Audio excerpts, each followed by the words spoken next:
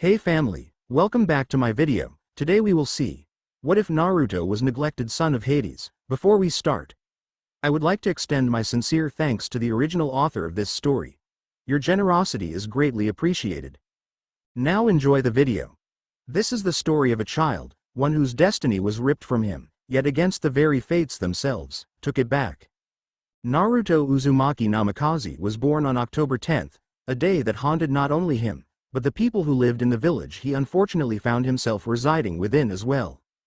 On this day, he was born, and his birth weakened his mother so that the demon she contained broke free from its seal and began to wreak havoc across the place.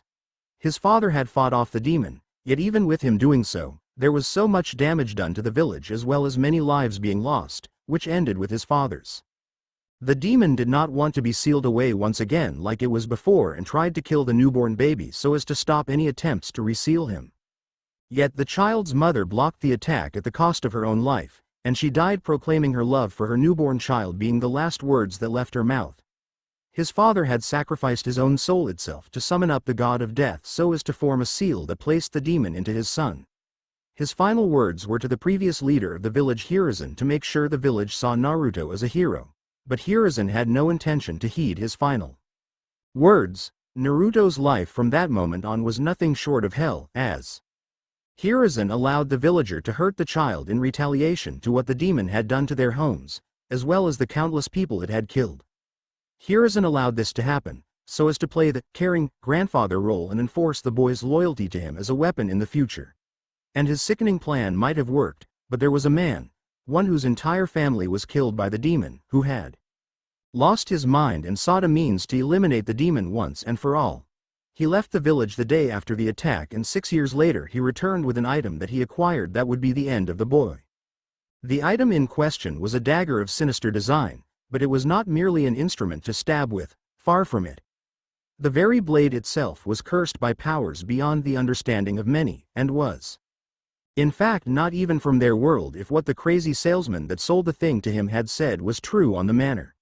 So with all his money spent on a chance to kill the demon and avenge his family, he found the brat being attacked by the usual mob of people and walked forward. No one stopped him since not a single person cared for his well-being, and with no opposition to his actions, he plunged the dagger into the boy's heart, and the people could only watch as the insides of his body lit up like they were on fire. Once the process was over, Naruto's body slumped over dead, his eyes gone as well as his insides turned to ash, leaving nothing more than a hollow shell of child. Yet while the people had celebrated the death of the demon, he did not just disappear as they thought, nor was he burning in hell like they wanted. He was in fact reborn, but not in our world. This new world was filled with gods of all shapes and sizes, with 3 of them being the strongest of them all. These gods were Hades, Poseidon, and Zeus, who was the king of all the Greek gods. While most of them ruled the world above and maintained order, Hades ruled the underworld and maintained the souls that would pass through so as to judge their final resting place and send them there for an eternity. Yet he was not the only god in the underworld, for with him was his wife Persephone, and it is her tale that will lead to the events that follow. The Greek goddess, Persephone, was the child of Demeter, the goddess of earth's fertility and harvest, and Zeus, the king of all the Olympians. Demeter was the most nurturing of goddesses and, in turn, was the most nurturing of mothers since it was in her nature. She cared as deeply for her daughter Persephone as she did the earth itself. Persephone lived a happy, fruitful childhood, playing with the other Olympian children and spending time in the gardens of Olympus. On one occasion, however, as Persephone was picking the flower, Narcissus, with a group of her favorite flora nymphs, the earth suddenly opened up. Out of the deep, dark blackness Hades emerged. From his place in the underworld, he had seen Persephone's innocent beauty grow to radiance. He desperately wanted her to be his queen of the underworld. So, one day he approached Zeus asking for permission to take Persephone as his queen. With little concern for how Demeter would respond to such a request, Zeus agreed and Hades was given consent. Now, Hades, at the sight of Persephone's natural but rich beauty, took hold of her and carried her gently down with him to the underworld. Persephone cried out for her dear mother Demeter but to no avail. Now in the underworld, Persephone was under Hades' control. Demeter approached the gardens where Persephone usually played with the nymphs but could no longer find her daughter anywhere. She found one particular nymph in a grove, usually boasting morning glory flowers in her hair, sobbing. The flowers lay strewn along the lush grass.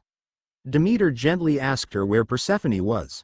The nymph, in anguish, would not answer. Stricken with grief, Demeter scoured the earth in search of her daughter. Her immense sorrow caused the earth to grow dark, cold, and barren. The once lush meadows yellowed. The trees curled and furled. The rain stopped. Having searched the entire living land, Demeter finally contacted Zeus. He informed her of Persephone's marriage to Hades in the underworld. Demeter grew into a motherly rage. She demanded Zeus to return Persephone to her care. But Zeus refused. Some father, huh? Demeter left Olympus and watched as the earth began to decay. Without her nurture, she sought to punish Zeus for betraying her and their daughter. The now yellow meadows blackened and decomposed to dust. The trees began to shrink into the hard dirt. The rivers shriveled up, and the lakes froze over. Zeus had no other choice but to agree to Demeter's demands. He told Hermes, the messenger, to bring Persephone back up to Demeter's care. In the underworld, Persephone had grown to love Hades, who treated her with compassion and loved her as his queen. As she would have up in Olympus, she remained eternally beautiful in the underworld. Hades admired her kind and nurturing nature. However, Persephone missed her dear mother greatly and wished to spend time on earth with her. When Hermes reached the underworld, he requested that Persephone come back to earth with him to rejoin her mother and father. Hades knew he could not refuse the commands of Zeus, but he also could not part from his beloved Persephone. Before she departed from the underworld, Hades offered Persephone a pomegranate as a farewell. This was, however, a cunning move by Hades. All the Olympians knew that if anyone ate or drank anything in the underworld, they would be destined to remain there for eternity, as the fates had cautioned. Even Demeter had warned Persephone of this fate and instructed her never to eat or drink anything. Thinking of her mother, Persephone decided to, instead, eat the small seeds of the pomegranate, assuming that these would not count as consumption. Little did Persephone know, this was exactly why Hades had given her the pomegranate. After eating 6 of the seeds, Persephone was approached by the fates, who told her she would forever remain in the underworld as Hades' queen. Hermes sadly went back up to Zeus and Demeter, who anxiously sat awaiting her daughter's return. Upon the sight of Hermes alone, Demeter spiraled into a fit of immense grief and sobbing. She knew what Hades must have done to keep Persephone there. However, Zeus, being the mighty king of all gods, could not allow his beloved land to become decayed and barren, and so, he met with Hades himself. With the help of Hermes, the infamous deal was struck. Because Hades had deceivingly tricked the young Persephone into eating the pomegranate, he was commanded to allow Persephone to visit her poor mother above his domain. In return, Zeus promised a binding deal that allowed Hades to have Persephone a month for each seed she had eaten. Thus, for half of each year, Persephone was to sit on the throne of the underworld beside Hades. During Persephone's 6 months on earth reunited with her mother, the land was fertile, beautiful, and warm. The meadows were lush and of the deepest green. The trees were tall, sturdy, and fruitful. The rains came often and drought was unseen. However, when Persephone left the land and entered Hades' domain, earth experienced a cold, dark period with no growth. Demeter grieved for her daughter and had little time to nurture the land. Thus, the seasons were created, the autumn and winter months were when Persephone sat on the throne of the underworld beside Hades, and the spring and summer months were when Persephone was reunited with her dear mother, Demeter. And this is how the world went for countless years. And while the myths of many would say that she went on to love her husband, those myths were all lies. She resented the man who had taken her from her home and literally dragged her into the depths of the underworld. She loathed the 6 months that she lived here, and could not wait until the next time she was allowed to resurface and live topside once more. But most of all, she hated the fact that she was married to the coldest of men to exist, since while the man wanted her as his wife, she was more of a trophy than anything else. For years, Persephone wanted a child, one who she would love and nurture in a manner so as to make her time in the underworld all the better, and yet Hades was not an intimate man, and while she was loath to do so, she prayed for the means to have a child since none of the other gods would help her. Especially Artemis, who was a virgin still and claimed that no man would ever have her and told her that sex was overrated and to stop complaining about her lack of any sort of intimacy. Hell, even Aphrodite could not help her since Hades was immune to her abilities, and to be honest it infuriated her to no end that there existed a man who could do so. Yet after literal years of praying to whatever, or whoever could help her, her prayers were answered in the strangest way. She found a bottle of intricate design that had a heart on it on a table in her room. A note simply told her to give it to Hades to drink, and she would get her child. This vial was glowing red, which made her question what exactly it was, but she so desperately wanted a child that at this point she was willing to try anything. So with the vial emptied into a glass of wine, her husband, she always gagged at the word when it came to their relationship, she watched as he drank it, and when she was sure that the effects of the potion were in full swing she threw out the idea for them to breed a child together. Hades at this point was drugged by the contents of the vial and was in a willing mood, so he took his wife for the first time to their bed. Persephone wanted to vomit as she let this man have his way with her, but her desire to become a mother was great enough for her to do so and let him do what needed to be done to sire a child within her. Luckily for her, he did not last long, and once the deed was done, she left the room as he slept off the effects of the potion. Her greatest wish was realized, and she became pregnant with child, but things did not go as she had hoped they would. Hades found out she was pregnant, and demanded to know what had happened. Once the truth was spoken to him, he was beside himself in rage, and was so very tempted to kill the child within her. But that was more his siblings' thing, and he would not stoop to their level. So he threatened her into silence, told her that if she ever spoke a word of their child to anyone, that for the rest of time, the 6 months she was with him, they would seem like an eternity of pain when he got his hands on her. Seeing as the gods had neither aided her when she was at first kidnapped as well as the fact that Zeus had actually allowed it to happen in the first place, she knew that they would not aid her from the wrath of her husband now if he did as he threatened to do to her. So she submitted and never spoke a word of their child, who was given the name Zagreus, who became the love of her life and made her time in the underworld all the more better for her. Yet while she could rise up and leave the realm, her son could not go with her, and this deeply saddened her to the core, as she spent all her time raising their son up to the age of 3. Hades grew angry as well as jealous that his own wife was not caring about him and sought to make her feel his pain. So that was when the torture began, and in time Persephone could not bear the pain anymore, and while she wished to take her son with her she could not.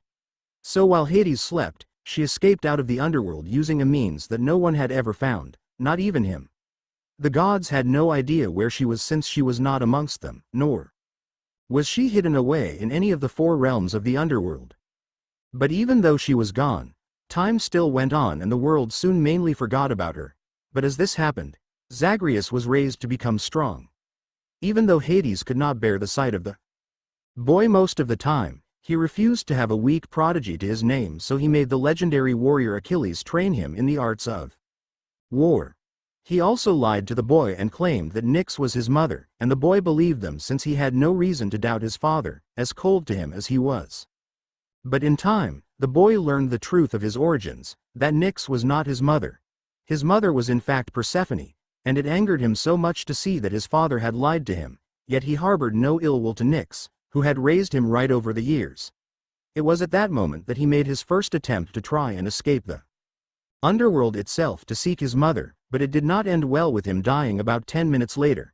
Yet he did not die, he simply respawned in the blood fountain that was the place where all souls arose from to be judged by Hades. The same man called his son a fool for attempting the impossible, yet Zagreus tried to escape again and again, each time with no success. It was at this point that the Olympians heard about the young man, and while they were pissed beyond measure that Hades had never told any of them that he had a son, and with Persephone of all people, they could do nothing since the boy was born of the underworld. But they decided to aid the boy as he made his many attempts at escaping, and with the boons they offered him in his quest, he grew stronger as well as faster. But even with their help, the process was slow and he continued to die time and time again. But eventually, he made it through all 4 realms that made up the underworld, the doors to the mortal realm opening up for him to pass through. Yet in his path stood his own father, and the Lord of the underworld showed no mercy to his son.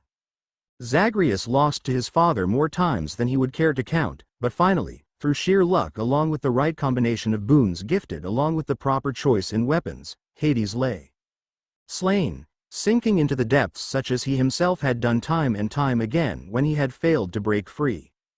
And mere moments before he stepped into the magical light that would take him to the realm of mortals, so as to be with his kin and thus begin searching for his mother, that was when Lord Hades' cruelest torment was activated. For all the gods' power, all their strength and the like, not a single one of them could fight the fates themselves, and since they resided in the underworld, they worked for Hades. With a snap of their fingers, Zagreus found time rewound a bit, the final strike he made on his father being negated entirely, and his old man ramming his spear into his chest, killing him once more. Zagreus was enraged beyond all things, that his final victory had been negated, that he had been cheated out of it entirely by an outside force. And what made it worse was the fact that no one other than the gods themselves knew that he had won, and Hades was sure as hell never going to admit it to anyone. So in his fury, Zagreus once more set out to break free, to hell with fate itself. And time again, he defeated his father, but no matter how many times he did it, or even with what weapon or magical power he used, the fates would always undo what had been done to defeat Hades. Yet that wasn't the only thing that happened. Every time he was cheated out of his rightful win, he would get glimpses of a child, one that was so young, yet the people around him called the child demon and would set upon the innocent child with weapons of all sorts as they did so. The horrific things he saw done to the child were nothing short of infuriating since he was no demon as they claim. Zagreus lived in a place where such creatures existed, and yet that child was nothing like them. What made him wonder more on the subject is why he was seeing these things in the first place. The area didn't look like Greece judging by the clothes worn by the villagers, or the buildings surrounding the area of these images. But he had no idea, nor could he ask out of fear he was slightly losing his mind. In time though, he finally began the process of breaking free. While he did his usual run through of the realms that he had to go through to fight his father for the umpteenth time, he noticed a strange vortex of dark energy out of the way of the main path. He wasn't sure what it was, but after seeing the same thing so many times, he welcomed a change of scenery and investigated it.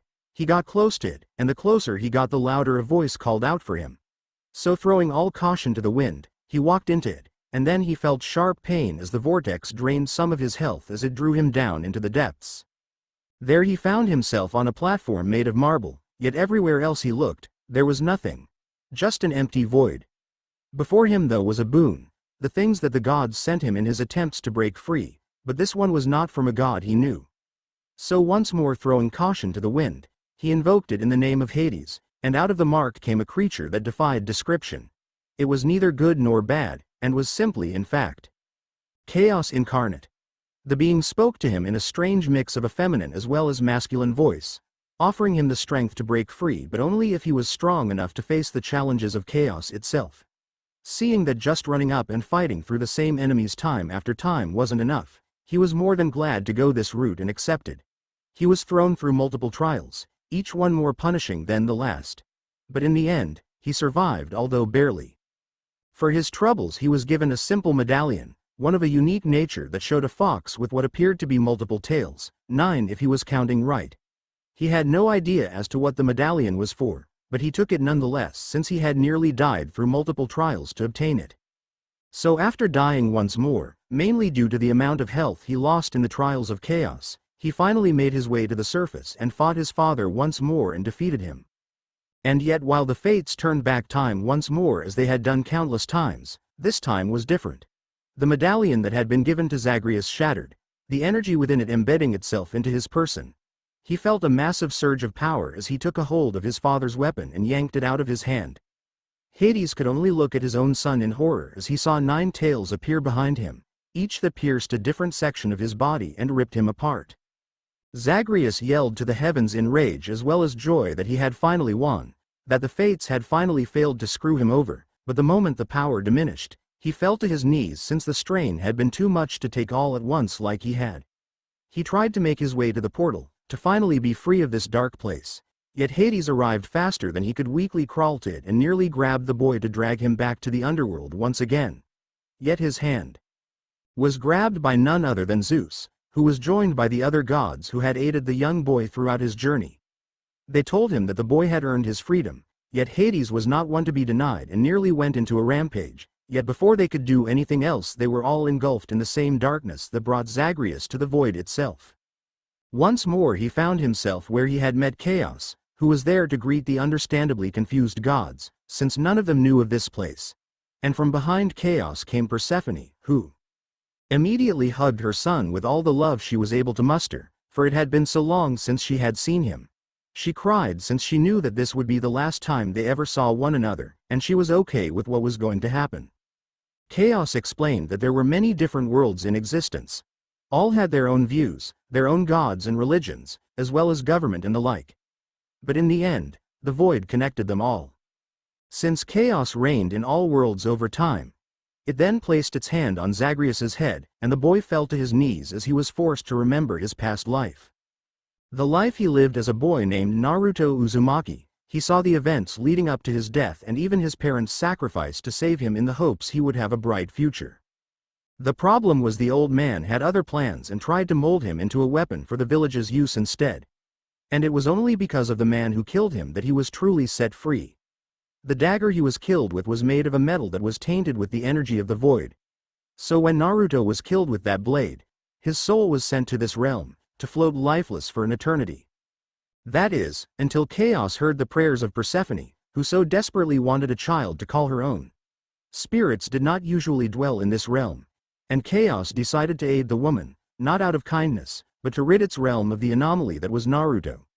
His spirit made the potion Chaos left the woman, and so the boy was reborn through her into the god he was. Yet even then she could find no happiness due to Hades' cruelty, and had found the means of escape through a portal to this realm to hide for an eternity. She was a god, so she needed no sustenance to keep her alive, and she would rather be alone forever than to suffer under his cruel hand once more.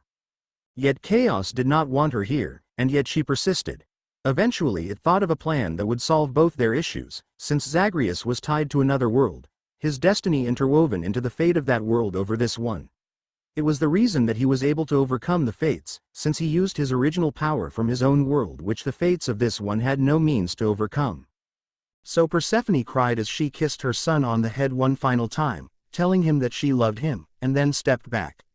Demeter could only cry out as she saw Chaos rip her daughter's heart out, channeling all her power into the organ, which it then used to open a portal back into Naruto's realm. Zagreus looked back towards all the gods who had helped him for so long, and smiled that he would finally be free. Now while he was sad that his mother had died like she had, he would at least not allow her sacrifice to be in vain and fulfill his destiny while back in his own world. Yet he was not going empty-handed. He was given the power he had been gifted through boons so many times once more by their respective gods. And even Hades gave him a gift in the form of his infernal arms that he used to fight the endless legions of enemies in his quest to escape the underworld. With all this power as well as gear, Zagreus said one final thank you as well as a goodbye, and with held breath, he took his first step back into his own world. Destiny awaited him with open arms after all. Sorry for making this chapter short, but I like to make the first one short to both post it quicker as well as get the reader enticed for the continuation of the story. Plus this seemed like the perfect place to end it, and while so far I have no pairings planned for this story, I am open to suggestions here. There are a few that I will say no to, but for the most part it is wide open, so until next chapter. Also as a side note, Zagreus's powers are numerous in the game, so it's rather hard to list them all in any way. So if you are curious as to what they are, well look at the wiki since they are all listed there. Godly Assistance. A.N. Sorry for not updating this story in so long. I have really no excuses other than working on my other stories.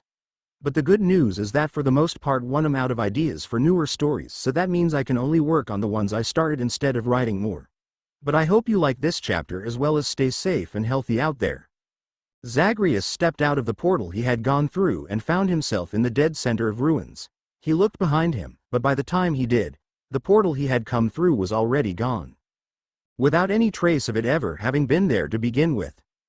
He smiled with a bit of a sad aura to accompany it since he had spent so long trying to find his mother, only to be told he had a destiny elsewhere. Also the fact that he now knew his mother had died by the hands of chaos itself so as to let him get back here, but that only made the situation far more depressing to him here. But he couldn't worry about such things anymore since his mother had given her life so that he may live a life worth having as well as fulfilling his destiny elsewhere.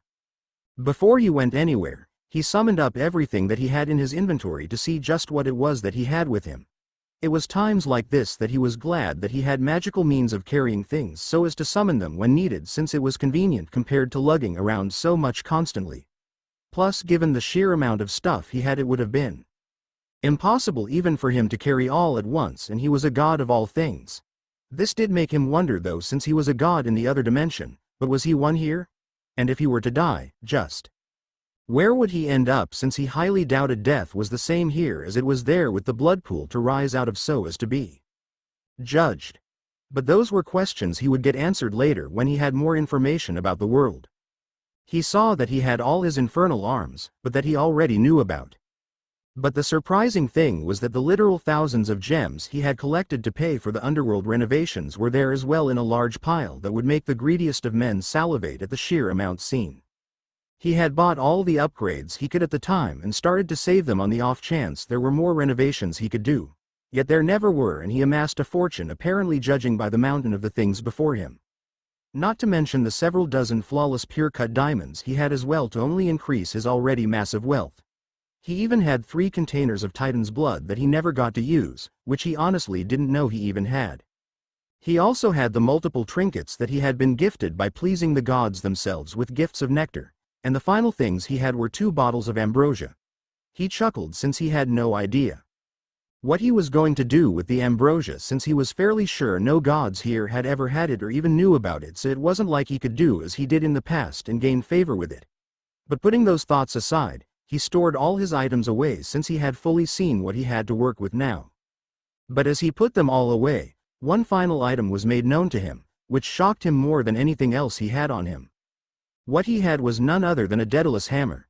These things enhanced his infernal arms with new abilities, but he only needed them since when he died his weapons powered down when he passed through the blood pool in the main house. So what he could possibly use it for here was nothing short of a mystery since he had no idea. Gems and diamonds were worth money, so it was easy to use such things even here in a strange place. Or was that familiar? Interdimensional travel made his head hurt quite a bit the more he thought about it really. He began to walk around, mainly to get his bearings since he had no idea as to where he was right now since he was only alive in this world up to the age of 6. He never was taught much by anyone in his youth, and what he knew now that he had faced countless trials in the underworld would keep him alive easily enough, yet that didn't help with understanding the landscape much since this world was far different than the one he had been in longer. As he walked though, he saw no one else anywhere. And the aura of death was thick here to the point he could practically taste it. He saw the skeletons of those who most likely lived here before some army came and killed them off. It made him wonder what had happened to this place, since there was always a reason for such things when it came to mortals. Mostly they were selfish as well as greedy reasons, but still reasons all the same.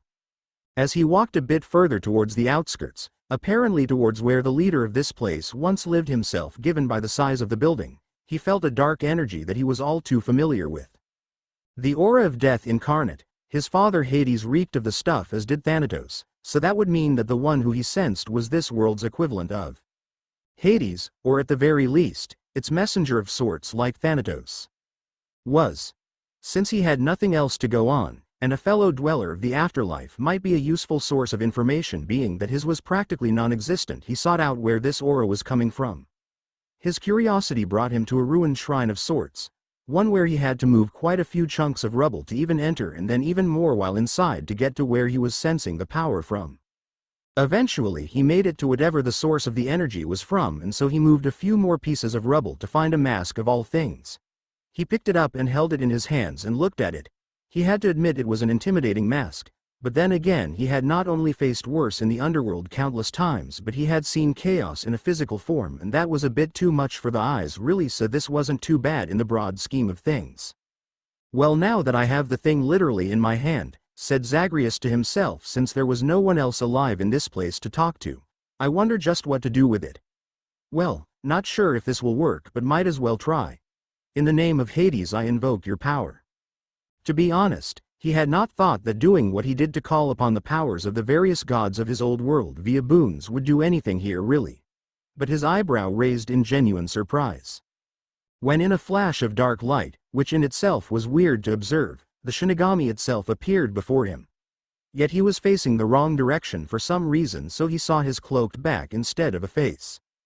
"Who dares to have summoned me? Know that by doing so your soul is now mine," said the entity before he turned around to see just who had. And if you think that Zagreus was surprised, the entity was completely shocked to see him there in the first place. "Dear Kami, to think that I would be in the presence of royalty itself." "Huh," said Zagreus, who was understandably confused. Here was an entity that reaped souls, and said entity called him royalty. He was fairly sure that death itself cared not for such things, since in the end all things died and spirits were equal no matter the situation really. It was the same in the underworld of his old home, so why would it be different here? "I know who you are as well as who you once were," said the entity with a tone of amusement. The more he said, the more confused Zagreus was. "And how did you come across such information?" asked Zagreus, "if I might be so bold as to ask such a thing."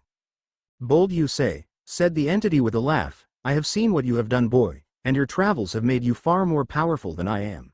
So it is not truly bold to speak to someone who is lower in status than you are." "I'm confused here," said Zagreus, "since you state that you know me as I was. Can you enlighten me as to how?" "Indeed I can," said the Shinigami. "You are the child of prophecy. Within this world, one of many who shall exist throughout time for the purpose to change the world itself in one way or another by the actions you take in it. Whether the change is for the better or the worse, only time will tell, but it is by your choices that would make changes to the world in various ways. But when you died, you were killed in a way that myself nor even the god above or below could aid you so as to keep you in this plane of existence. If you had, we could have found a means to bring you back, such as reincarnation or rebirth through another mortal woman, but alas, we could not. I had been there the moment you died and tried to collect your soul so as to help, but the power that had been in the blade dragged you out of this dimension entirely, and as I tried to keep you here, I caught a glimpse of the void itself. Never had I seen such a thing, nor will I ever forget it. Yet even though you were gone, visions of your travels in the underworld were shown to me, and me alone, since I had gazed upon the void. So I know who you were, young prince, and I know who you were before that. But I must ask, who do you wish to be now that you have returned to our realm?" "I think I'll stick with Zagreus," said the young man with a shrug. "Since I have lived far longer as this than as Naruto, since I only lived 6 years as him." "Fair enough," said the entity. "So are you going to try and reap my soul now for summoning you?" asked Zagreus in curiosity. "Nay, young man," said the entity with a tone of disbelief that the former prince of the underworld would actually ask him that, "for as you are my master. And I will not kill my master. Plus I am by no means strong enough to reap your soul even if I wanted to." "Wait a second," said Zagreus as he was collecting his thoughts. "If I remember the pantheon of this world correctly, shouldn't Kami or Yami be your master? How am I such a thing? It is true that they are above me, since I am only the entity of death itself that reaps souls and takes them to their final resting place. Yami rules the realms of hell itself, while Kami rules on high. You are a god, though one out of his realm, but a god all the same. This is the realm I dwell, for it is the place I do my duty to maintain balance. Since you are the only god on this plane of existence, you are my master." "Well, that makes sense, I guess," said Zagreus, who was not going to argue with the entity's logic and just go with it, since there was no need to argue. Having such a thing as an ally as well as a companion could prove useful in the long run. "But I was the prince of the underworld in the other world. So wouldn't I be the servant to Yami in this one?" "No," said the Shinigami with a chuckle, "she has no control over you, and to be quite honest, it is that fact that has made her interested in you, as it were. She has had me tell her about your trials to escape the underworld multiple times, and I know she is looking forward to seeing you in the end. But until the day that you fulfill your destiny, you can neither enter her realm or Kami's. So I am immortal, at least for a while it seems," said Zagreus with a sigh. It seemed like things were going to be the same as in the last world. He could only wonder just how he would respond, since there was no blood pool here to go back to. He would figure that out when the time came, but for now he would just avoid dying altogether, since that just solved thinking about the question entirely. "Indeed you are," said the Shinigami. Now is there anything I can help you with while I am here? Yes, said Zagreus. Now that his questions had been answered, his mind was back on track as to what he wanted when he had seen just who he had summoned from the mask he found. I wish to speak with the souls of my mother Kushina Uzumaki as well as Minato Namikaze if at all possible. It is indeed possible for you to speak to them, said the Shinigami, but only you alone since you are the prince of the underworld. But you may speak with your mother only if she wishes to speak with you. So does my father not get the same choice in the matter? Your mother died by the Kyuubi's claws to protect you, so she resides in heaven. Your father died after summoning me, so I hold on to his soul as is my price for doing so. He has no choice in the matter and must do as I command.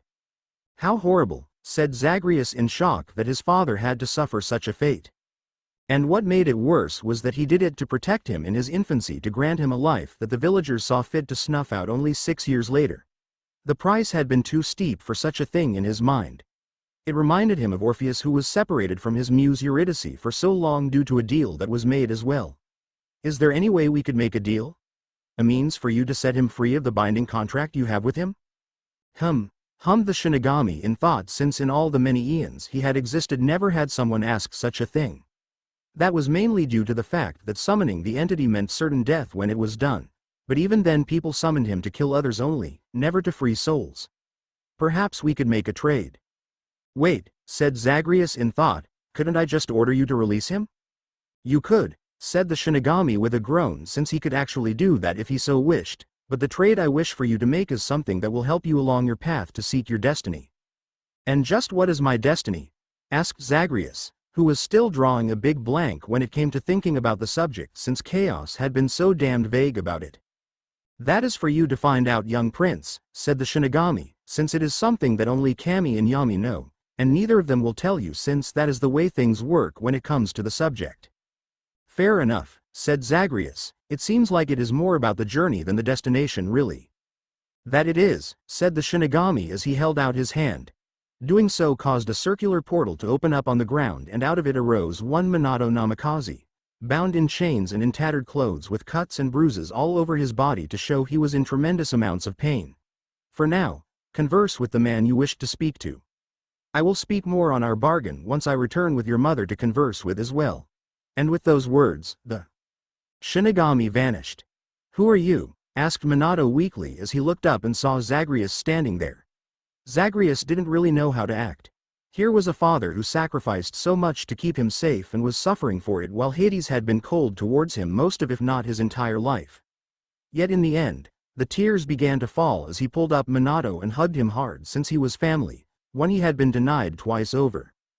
Father, said Zagreus in sadness, I am sorry you have suffered such a fate like this. Father, said Minato weakly as he tried to put the pieces together in his mind. Time was not a factor while in the hands of the Shinigami, so he had no clue as to how long he had been dead since the day he made the deal with the entity so as to seal away the beast into his son, Naruto. Minato looked at the young god hard, but he could not see any of the looks he nor Kushina had, so this was not Naruto. This was apparently just another one of the Shinigami's tricks to mess with his head, and he would not fall for it this time. At one point of my life I was called that, said Zagreus sadly, since he always felt that his life had never really taken root in any sense. His entire childhood he was hindered one way or another, and then he was killed off at 6, so that only solidified his train of thought. But due to reasons that were outside of my control, I was reborn into what you see now. And what exactly happened for you to become like this? Asked Minato, who was still not fully buying this since it seemed so far-fetched to the point of absurdity. Please wait a bit for me to explain, said Zagreus with a smile. It was so rare that he actually did so, and it felt good for him to smile, since I don't want to tell the same long story twice, and mother is coming here as well. Well, at least I hope she is. Kushina is coming? Asked Minato in surprise. His memory of her had been one of the few things that had kept him going as he suffered in the belly of the Shinigami all this time. It was his memories of her along with the knowledge that his son was safe in Konoha that kept him sane after so much torture. To be able to see her again was nothing short of a miracle alone, and he would accept such a gift with open arms. But before Zagreus could say anything else, another portal, this one light in color compared to the darker color of the one Minato, came out of, and out of it rushed Kushina herself. She ran towards Zagreus and hugged him with all the motherly love she could muster given who he was while the tears poured out of her eyes. She had been in heaven when she was summoned to meet Kami herself, which was a rare thing to hear anyone being summoned in general, so she made her way to the throne room where she was met by Kami along with the Shinigami of all things, and it was there that she was offered the chance to see her son again for a small amount of time so as to speak with him. She immediately said that she would, but the Shinigami had explained a few things, with the main thing being her son was not the same person she gave birth to since he was reborn as a god himself. She didn't care and asked to see her child, the one she had protected with her life itself so that he might live on.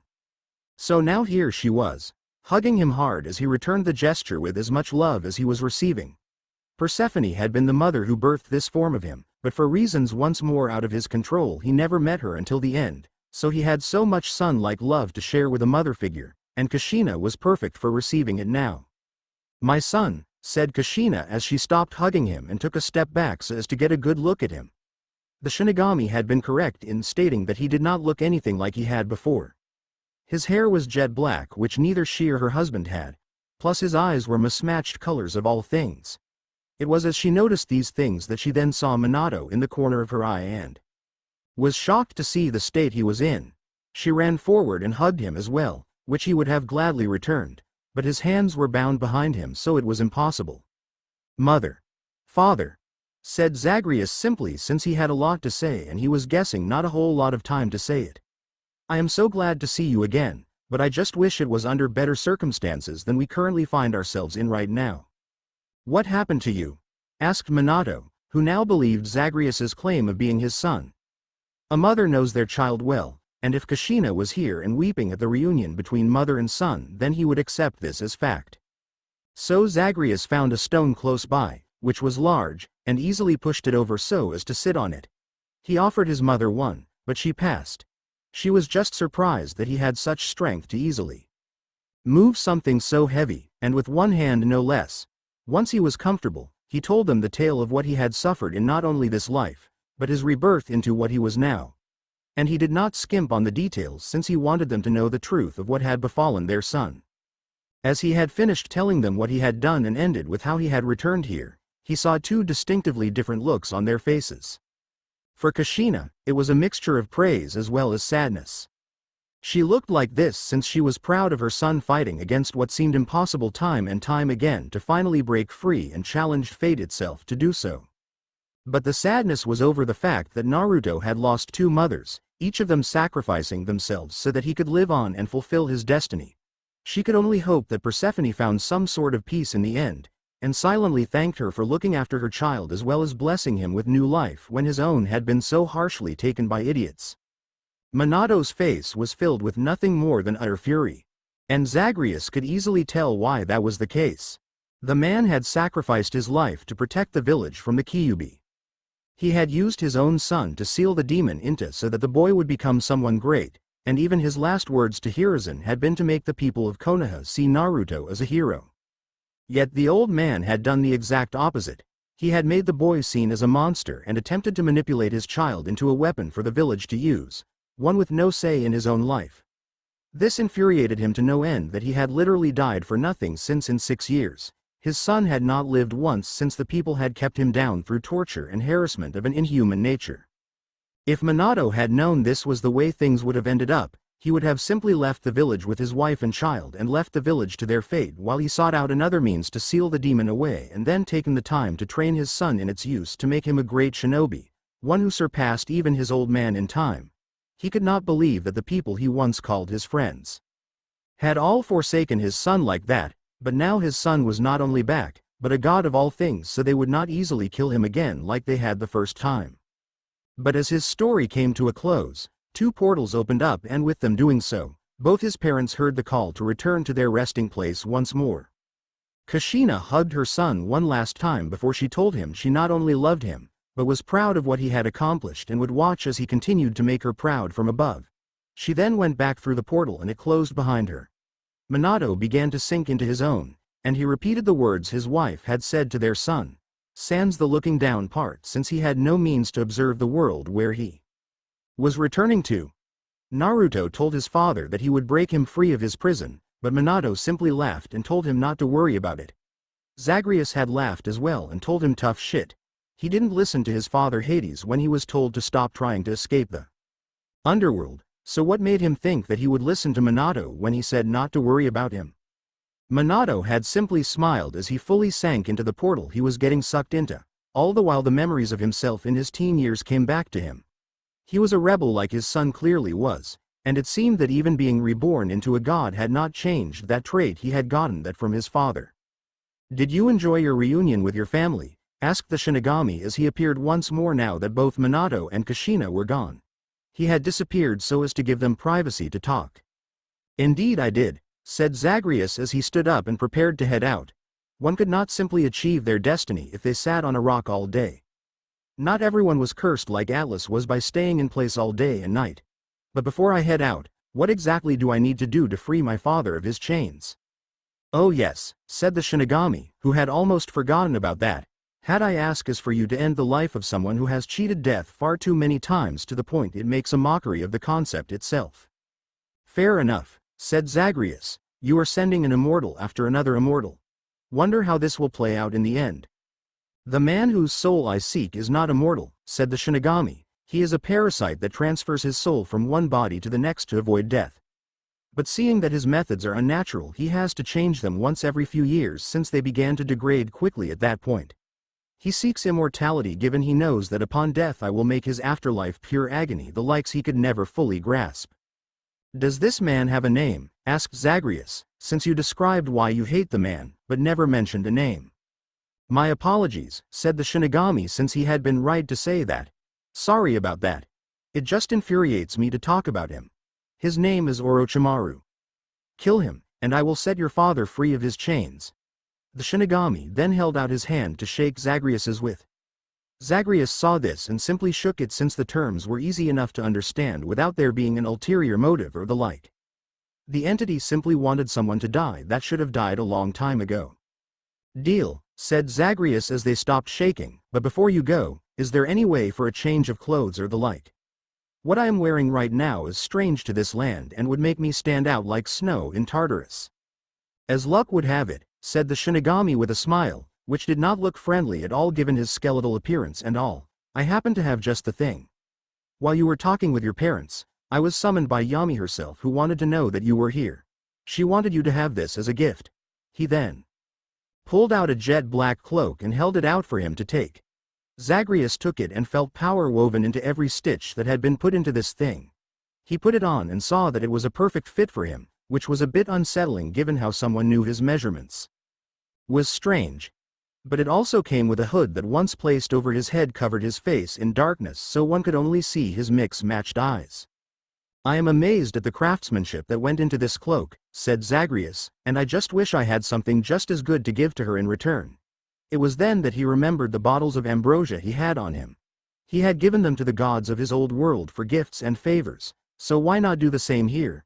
"And I just happen to have such a thing on my person." Zagreus then took out one of the 2 bottles of ambrosia he had and handed it to the Shinigami, who took the golden-orange liquid in a bottle and looked at it.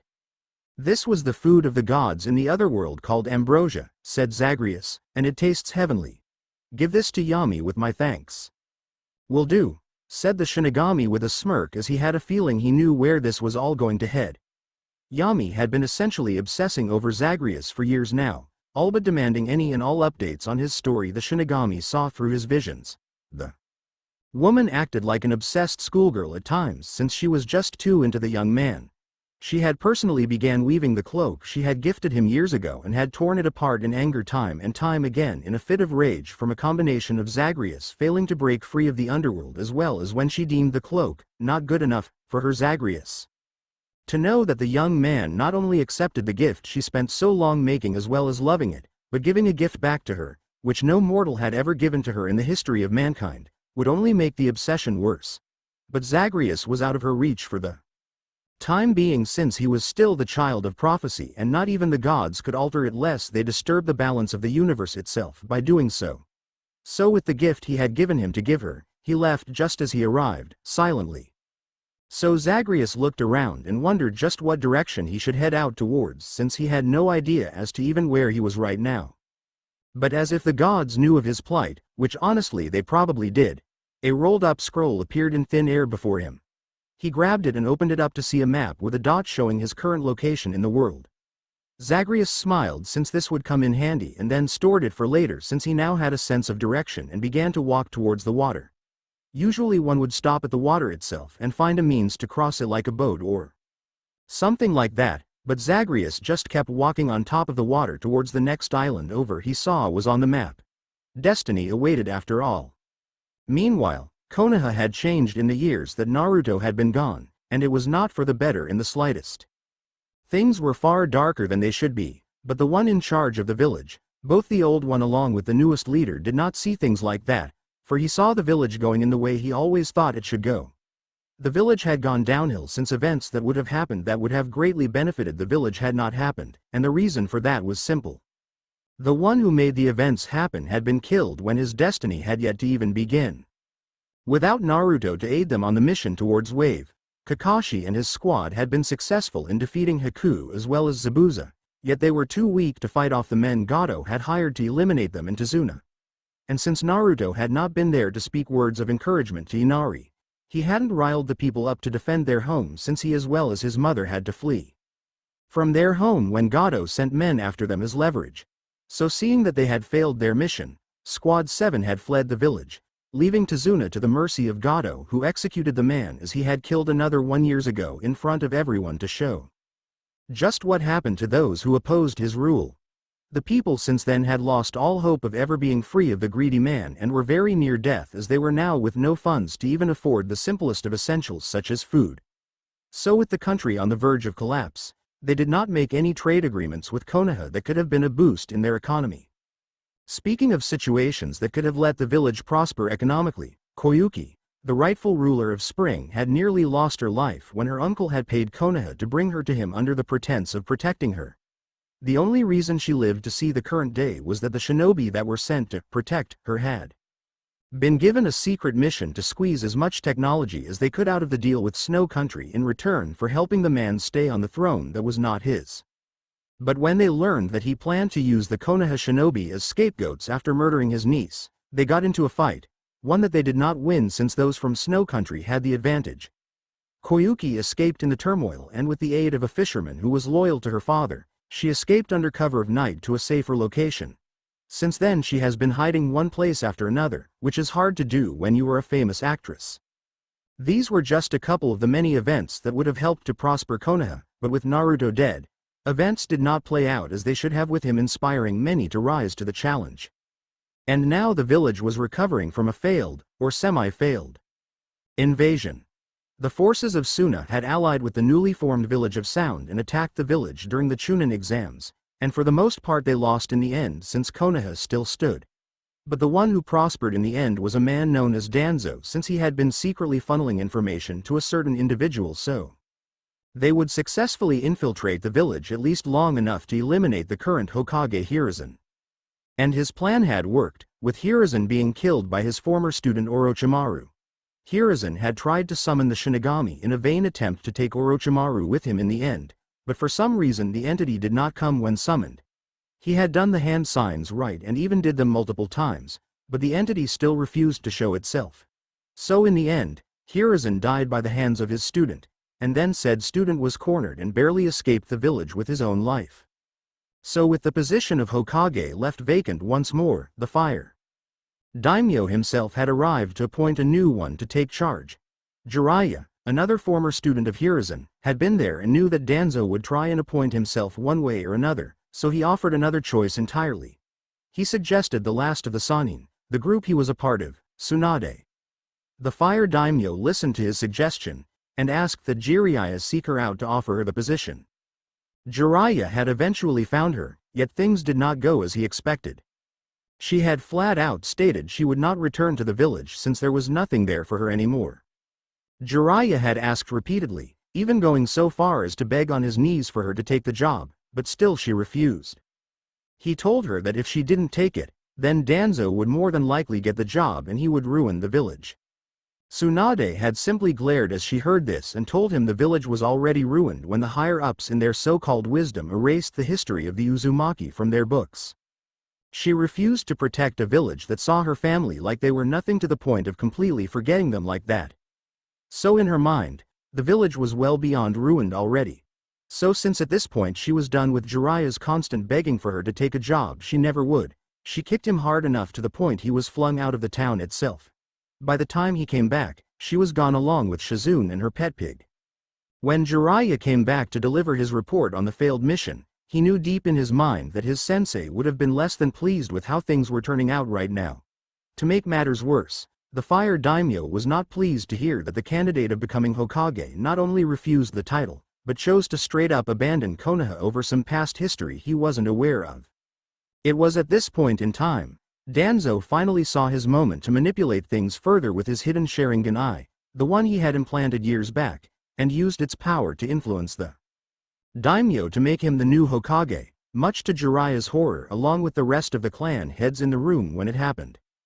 Homura and Kaharu had agreed to it instantly, seeing the one they sided with on many occasions over the years become Hokage, and a chance to make Konoha the military powerhouse they wanted for years. The only thing missing from this whole thing was the Kyuubi brat, but he was dead and it wasn't like there weren't other Jinchuriki out there for them to take. Once he became Hokage officially with the daimyo's blessing, Danzo ordered his root program be brought back officially, and that 1/3 of all clans with the most potential be sent to the root program to be given proper conditioning, to be the elite shinobi among the village. Naturally, the clan heads outright refused the order, saying they had seen what Root did to their clansmen in the past, and would not allow more of them to become emotionless like all the other Root shinobi that Danzo had under his command. Danzo countered that disobeying his order was an act of treason, but Shikaku reminded him that it was against Konoha's charter that clan heads must surrender so many of their members to an organization of Konoha. The Nara clan head also reminded the new Hokage that it was also against the law, one of the few that even the Hokage himself could not change or break, since it stated clan members must volunteer willingly to join without any influence from outside forces. Naturally, it upset Danzo something fierce knowing there were laws in the village even he must yield to as Hokage despite his position, but given his massive ego and narcissism to the point of seeing himself a god amongst mankind, it was easy to see why. Regardless, the man made it his mission to make his ranks among Root swell with new recruits, and the most elite among them would be assigned to guard him. Not surprising when he got said recruits right from the orphanage or stole them from other places all throughout the elemental countries. It didn't matter if they were homeless or had families to call their own.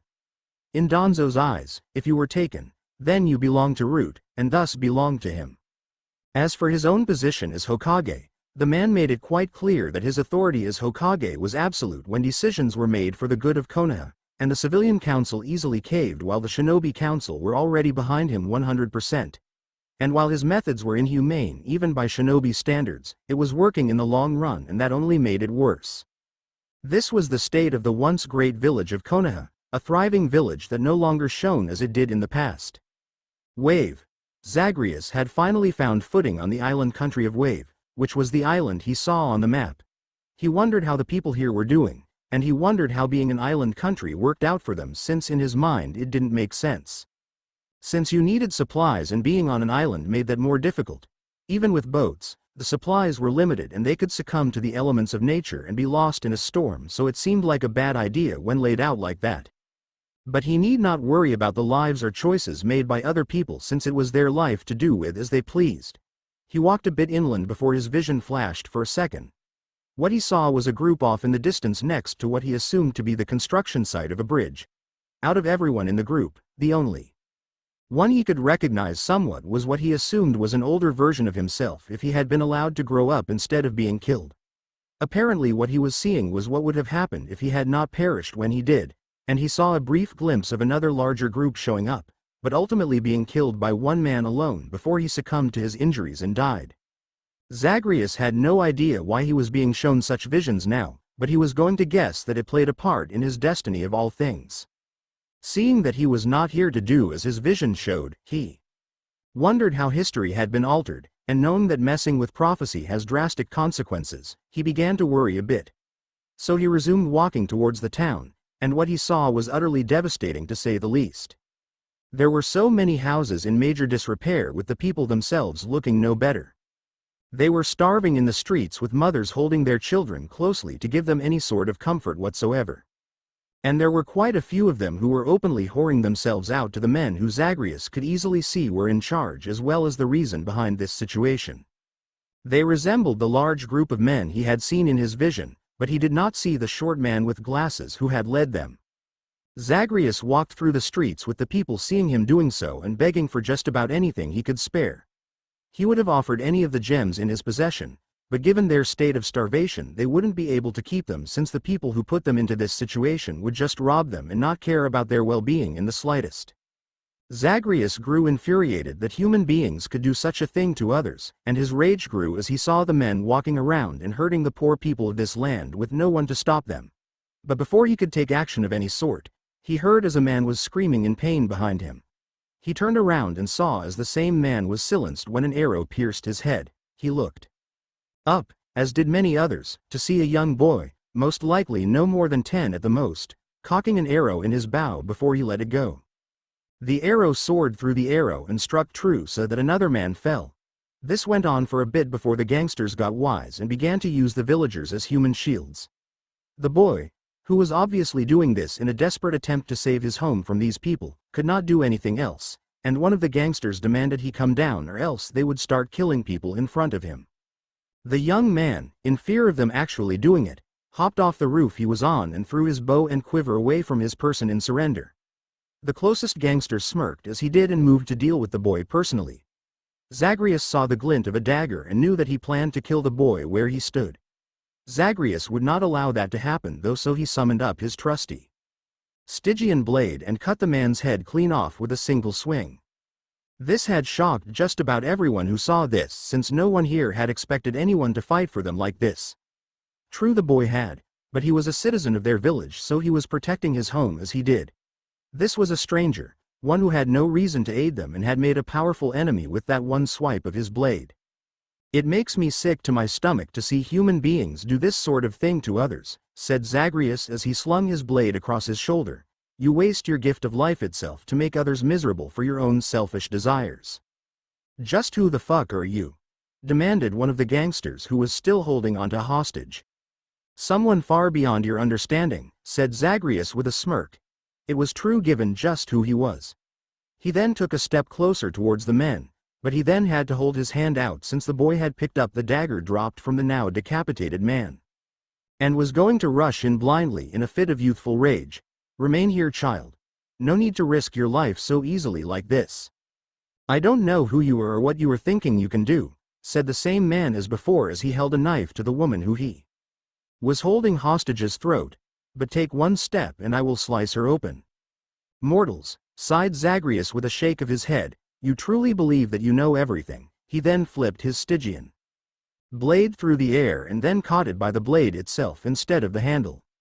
This made the gangsters look at him with confusion, since this was strange to see, but then they saw the blade itself transform from the light red one it was before to a bright glowing blue one instead within a second.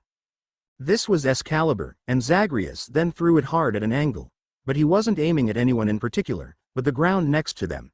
As soon as the blade hit the ground, a massive glyph of a complex nature appeared out of nowhere with a holy glow to it. But it was then that those inside it realized that their movements had slowed to the point they were barely moving at all. Zagreus capitalized on their surprise as well as their new slower speed and rushed forward.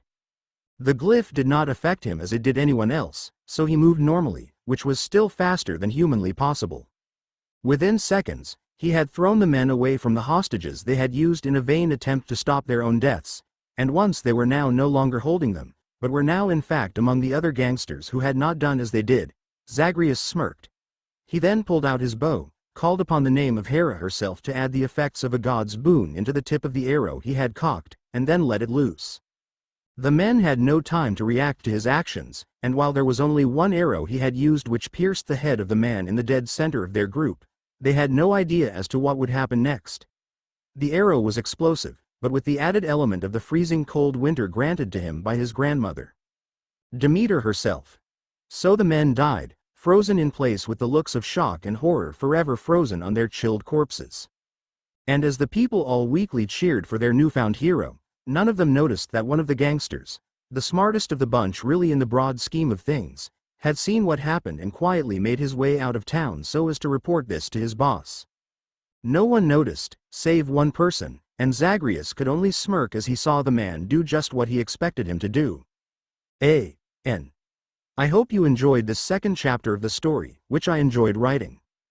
There has been a major update since I began, which granted me more powers as well as weapons to give Zagreus for this story, which I can't promise I'll use a majority of them since there are so damn many to name. But I would like to defend the fact that Zagreus can walk on water.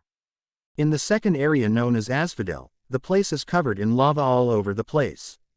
At first I was sure it was just shallow due to the design of the areas that you travel in game, but you get on boats to get to the new area as well as fish in spots I swore were shallow, so that shows they are not, since if it was you would visibly see the fish.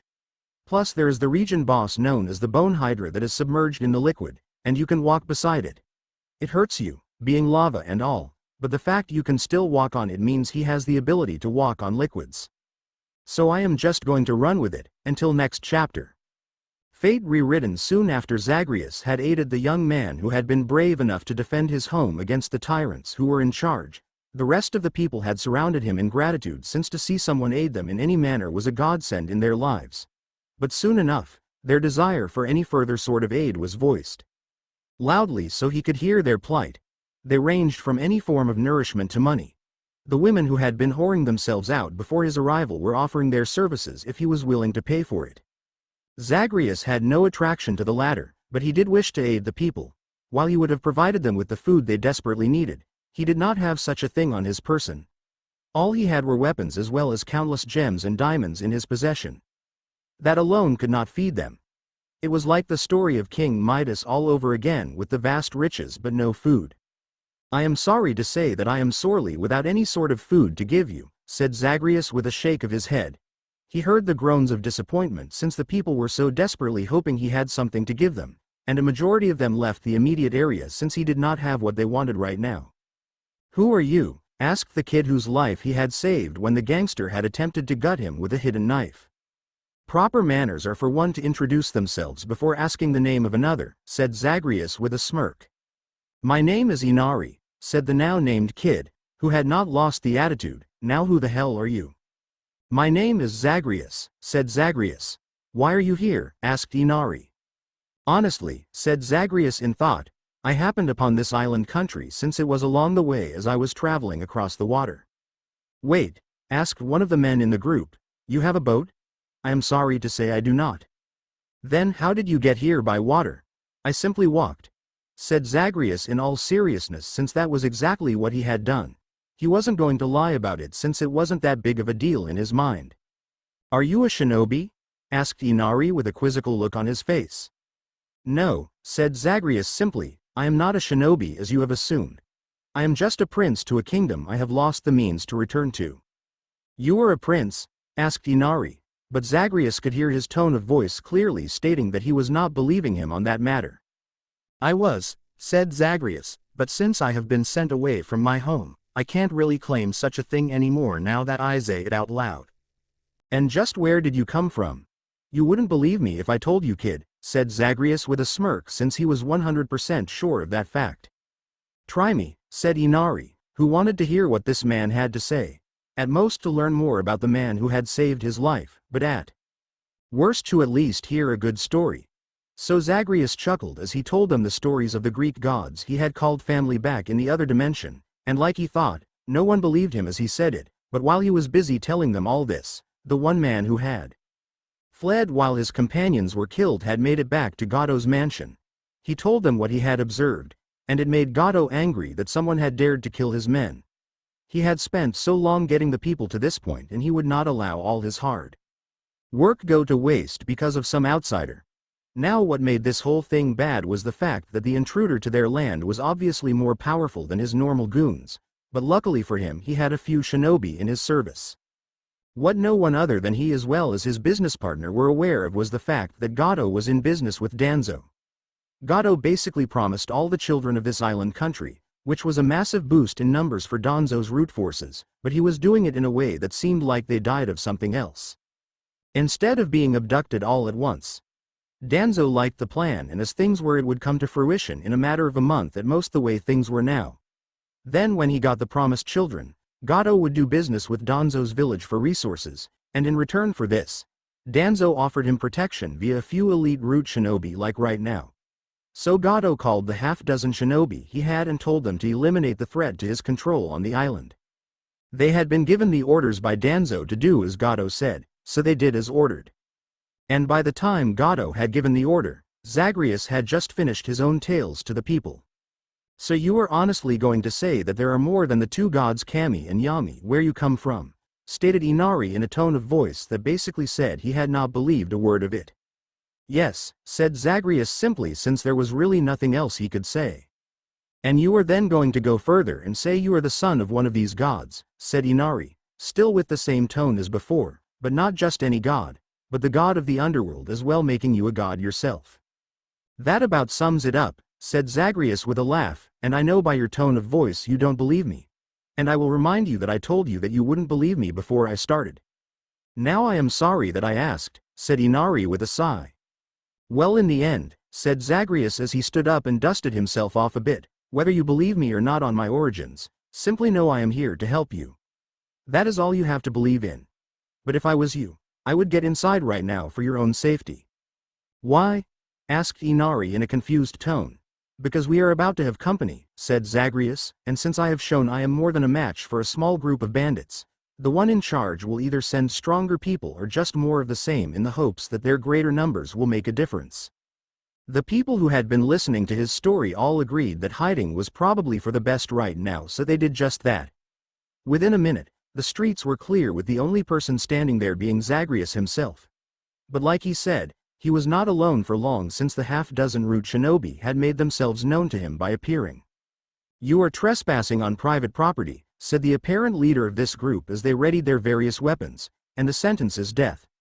You are outnumbered and have no chance of winning. Lay down your arms and your death will be quick. I have to ask, said Zagreus, has anyone you ever said that to ever actually surrendered peacefully when they knew they were going to be killed anyway? The leader was silent and didn't respond to the question. I thought so, said Zagreus with a sigh, but all right. It seems like we are doing this. Zagreus held out his hand and summoned up his eternal spear. Achilles, the root shinobi were confused since that one word, which they guessed was a name, was so out of context. But apparently that one word did more than confuse them since it transformed the spear in the man's hand into a different shape and color. Zagreus quickly shifted it into his hand so it was able to be thrown, which he then did immediately. Well, unfortunately it missed the intended target given the shinobi had good reflexes to dodge it, but he was then blindsided when Zagreus' shoulder tackled him instead. The root shinobi was thrown back to the point he fell onto his back, which worked for Zagreus since with one fluid slide given the speed he used to tackle the man was making him move forward still. He grabbed his spear and with a quick spin stabbed the man in the chest in a manner that the ends stabbed both his heart as well as his lung. In short, there was no possible way to survive the attack since that was two vital organs stabbed through at once. The other root shinobi quickly realized this was not going to be as simple a mission and planned accordingly as they had been trained for years by their master. 3 of the remaining 5 moved to the side in both directions so as to surround as well as flank him. The other 2 though, they went through hand signs and threw 2 different jutsu towards him. One fired a jet stream of water while the other shot an orb of electrical energy. Zagreus had to admit that their plan was a sound one, but it would not work against him. He spun his spear into the ground and held out both his hands towards the attacks. He understood that the plan was to get him wet with the water so that the electrical orb would do more damage, but Zagreus simply stopped them with his hands. His uncles had been ones to utilize these very elements and mastered them while gifting him their power many times, so containing them like he had was not hard in the slightest. Both hands now contained the orbs of the 2 elements, but he then ducked under the kick of one of the shinobi, who had surrounded him before he shoved them into the man's chest. The resulting combo killed the man, and judging from the screams of pain it was rather painful. He then used his foot to kick his spear out of the ground before he spun and grabbed it. While he did this in one fluid motion akin to a master, the tip of his spear sliced the neck of one of the other shinobi before Zagreus was in place to throw it into the neck of the last one who had tried to flank him. The shinobi was far too close to dodge it this time so he died once it pierced his throat. Zagreus then turned around and faced the last 2 shinobi who were still standing there. They were shocked to see this man so easily slaughter them like this in less than a minute, but they could not retreat given their training had conditioned them into this state of mind. So as Zagreus walked towards them, equipping the twin fists as he did, they threw explosive kunai at him in an attempt to kill him still. The kunai hit their target, thus kicking up both dirt as well as smoke given they were explosive. But a few seconds after the remaining rude shinobi thought they had completed their mission, Zagreus had dashed out of the smoke and uppercutted one of them. The power behind it literally severed the head from his body, thus launching it far from the body itself. Zagreus made to punch the second one too, but he stopped short of doing so and instead touched the man on the mask that hid his face with a simple flick of his finger. The mask shattered from the touch alone, and Zagreus was finally able to see his face since it was now visible. The last rude shinobi at this point knew he could not win, and for the first time in so long felt the one emotion that his master had spent too long trying to stomp out. Fear. The shinobi turned tail to retreat since he knew he alone was no match for this strange man, and Zagreus simply smirked as the man had run for all of 3 seconds before a red magical blade appeared above him and then stabbed downwards, thus piercing through multiple organs and killing him. This was the power Ares had granted him, inflicting an effect known as doom. It basically put your life on a very small timer, and the cruel thing about it was there was no dodging it once affected. Then again, Ares was not known for his compassion since the man was the god of war. Love and compassion were Aphrodite's thing. So with a chuckle, Zagreus then began to walk towards Gado's mansion since that had been his next destination. 2 weeks later, the past 2 weeks had started off so strong, but now here Zagreus stood over the dead, as well as the utterly mutilated corpse of Orochimaru as well as countless shinobi the man had sent after him in a desperate attempt to fight him off. It had taken a bit to get here. So let's step back and explain the events that led from point A to the present point B. After Zagreus had killed off the rude shinobi as he had done, he had then walked towards Gado's mansion itself, which while heavily guarded it was done so by thugs not warriors or even soldiers of any sort. Sure they had done the whole typical ordering of his surrender before firing a salvo of arrows as well as a few crossbolts at him, but they did nothing to him. Zagreus had been curious to just much of the term immortality he was capable of back when he was fighting the shinobi, and thus took the explosive kunai face on to see for himself. Luckily, as well as surprisingly, to him he suffered no damage whatsoever. Apparently he was completely immune to it now, which was a strange contrast to the countless times he had been killed in the underworld, but this was a new dimension as well as the mortal plane, so things were apparently different here. And just like those kunai, the arrows just bounced off of him harmlessly, which made the guards shudder in fear as they continued to fire at him in a desperate attempt to still kill him somehow.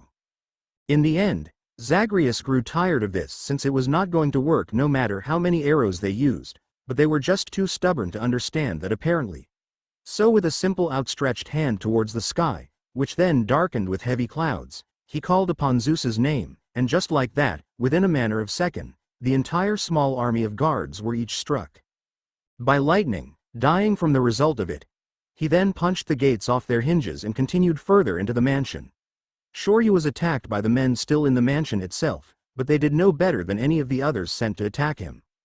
Little by little, Zagreus made his way to the main room, though he did get lost twice and had to ask for directions. It was funny that these people loved to cause pain to others, yet the moment you had their lives in your hands they were so willing to sell out anyone else so as to survive. It was this logic that got him to the main office that Gado was currently hiding it while shaking in fear. He had cameras and saw as this stranger was tearing his men apart with ease as well as no remorse. Zagreus had opened the door to the office, and immediately been shot by no less than a dozen guards who had hidden in the room to ambush him. They had long rifles, but all that they did was bounce bullets off him with enough force to make it itch a bit at most. Zagreus then summoned up a lightning bolt and threw it. It hit one target, but then it bounced to another and then another until all the guards who were still there were now dead. Gado had survived by hiding under his desk, but Zagreus simply threw it into the wall to the side to get the man's attention. Gado had tried so desperately to bribe him with something to stop him from killing him. He offered him money, women, hell even men if that was his preference. Zagreus had only ever felt emotions akin to love for one male alone, and that had been Thanatos since they had fought alongside one another so many times, so the emotions grew over time. Eventually Gato saw that he was not going to be able to bribe his way out of this, nor did he have a way out since there was only one door and Zagreus was between him and it. So since the man was so vain, narcissistic, as well as greedy as all hell, he pulled out a button he had hidden on his person for situations like this. The man was a sore loser to the core, and with that mindset he pushed the button. What happened next was that the room connected to his office via a hidden door that contained all the money he had taken from the village exploded. Thus the island now had no means to recover what he had taken from them and would die poor like he had forced them to become. Zagreus looked upon this horrible excuse of a human being as he exclaimed this and then began to laugh as Zagreus used his blade to slice the man's throat. Even then the man laughed in a disturbed gargled fashion as his life slipped away. While this might have been a major setback for anyone else if they had been doing as he did to save the people, he had a literal fortune that he was willing to give away to help others since he had no need for the money really. He did not need to eat or drink, but he wanted to though more out of slating his curiosity on taste. It was soon after the people heard the explosion that they themselves made their way to the mansion and saw the destruction that Zagreus had left in his wake. They entered the place with purpose, mainly being to find anything of value as well as everything they had stolen from them. For Inari, it had been a different story. The reason he had done as he did with attacking the thugs was that for years he and his mother had hidden from Gato's men, but eventually she was caught and dragged against her will to his mansion. Inari was a smart kid and knew exactly what they planned to do with her and wanted to save her no matter the cost. He had already lost his father figure as well as his grandfather to Gato and his men, and he would be damned if he let the tyrant take his last surviving family without a fight. But he had been stopped when the reality of them using hostages became known to him. So Inari and others who lost loved ones to Gato's men descended into the dungeons below to free the people there. And the sight they saw was grim indeed. Various contraptions had women strapped to them nude, with a good portion of them broken from the horrific torture they had been put through by Gato's men, along with numerous cages that contained women in various states of despair. Inari's mother was locked in a cage that was suspended by a chain, and she cried out for her son the moment she saw him. The men who came with him began freeing the women who had been locked in this place for so long, and one by one they were set free. The people were forever grateful for Zagreus and his aid in getting rid of Gato, but then the reality of what Gato had done to all their money hit them. They realized that they were screwed since they had nothing. Even if they went and begged others for help, it would take too long and many would die from starvation as they did so.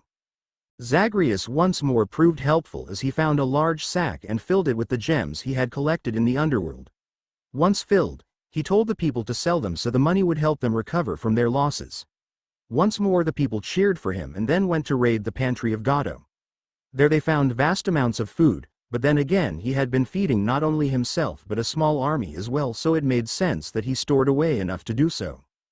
So those capable of cooking set out to begin making a large batch of stew so that they could serve it to everyone in the village, which took a while but in the end fed everyone with enough to give them full stomachs for the first time in so long. It took a few days for people to get their strength back, but eventually they did. Once back to a stable sense of physical strength, a group of villagers prepared to set out with the gems Zagreus had given them so as to sell them and buy the essential materials that they needed, as well as hired people to protect them for the future, since they knew that as they were now they were still vulnerable and someone else either just as bad as Gato or Kami, forbid even worse, could just take over in his stead. So they would need the protection while they built a bridge so they were no longer cut off from others. Zagreus had been there that day when they left, and even though they made room for him to sit in their boat alongside them, Zagreus simply declined the offer and began to walk beside them on the water. Many of the adults who saw him leave had seen shinobi of all sorts walk on water, but this was nothing like they had seen before. It was then that the thoughts of Zagreus's story of being the son of a god were not so absurd as they once thought. But once they reached landfall on the main continent, Zagreus wished the men good luck and set out on his own since he was no longer needed by them. He had begun walking for half a day, wondering what he was going to do, or better yet where he even was right now. It was then that another small scroll popped up out of nowhere in the air for him to grab. It told him to go to Rice Country, which made him raise an eyebrow since it seemed like either Kami or Yami was helping him right now, and as soon as he thought that, another scroll appeared. But this one had jet black lipstick in the form of a kiss on it along with hearts. That alone solidified it was Yami who had sent the note, and not want to overlook the wisdom and counsel of a god who knew this world better than himself, he set out towards Rice Country with the aid of his map that he was now certain Yami had given him before he left Whirlpool. While the trip was not too long given he didn't need to sleep given what he was, it wasn't completely boring for him. This was mainly due to the fact that he was attacked no less than several times by bandits and missing nin who tried to rob him. Apparently being alone made you the perfect target, but Zagreus would always flip it on them and kill those who threatened him so as to steal what was not their own. There was one unique case where they had used a little girl to try and get him to lower his guard, but well you know how this whole thing ended. While the others were killed, the little girl was left alone. Zagreus was not a monster and had no desire to kill the little girl, even though she had pulled out a blade to try and stab him herself. He had no idea what would happen to her, but she had chosen to attack him, and now she would have to survive on her own. Another key event of note, which was greater than utterly decimating multiple groups of bandits, happened when he got near the borders of Rice Country itself. It was as he was passing through a small town that he felt a surge of power rise up in him. He determined the source, being the Daedalus hammer itself. He had wondered just what he would do with this item, but apparently it had one of its own right now, so he listened and found a forge. He paid the man who ran it for raw materials as well as for the right to use it himself for a while. The man was a tad bit surprised given no one ever really paid to use a forge itself, but for him to make things for them. But he wasn't going to turn down more money, so he allowed it.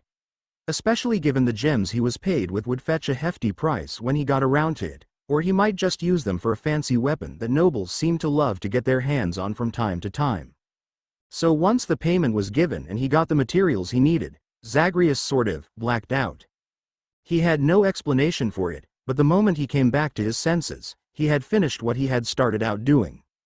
The man whose forge he had used had explained that he had been like a man possessed by a professional blacksmith.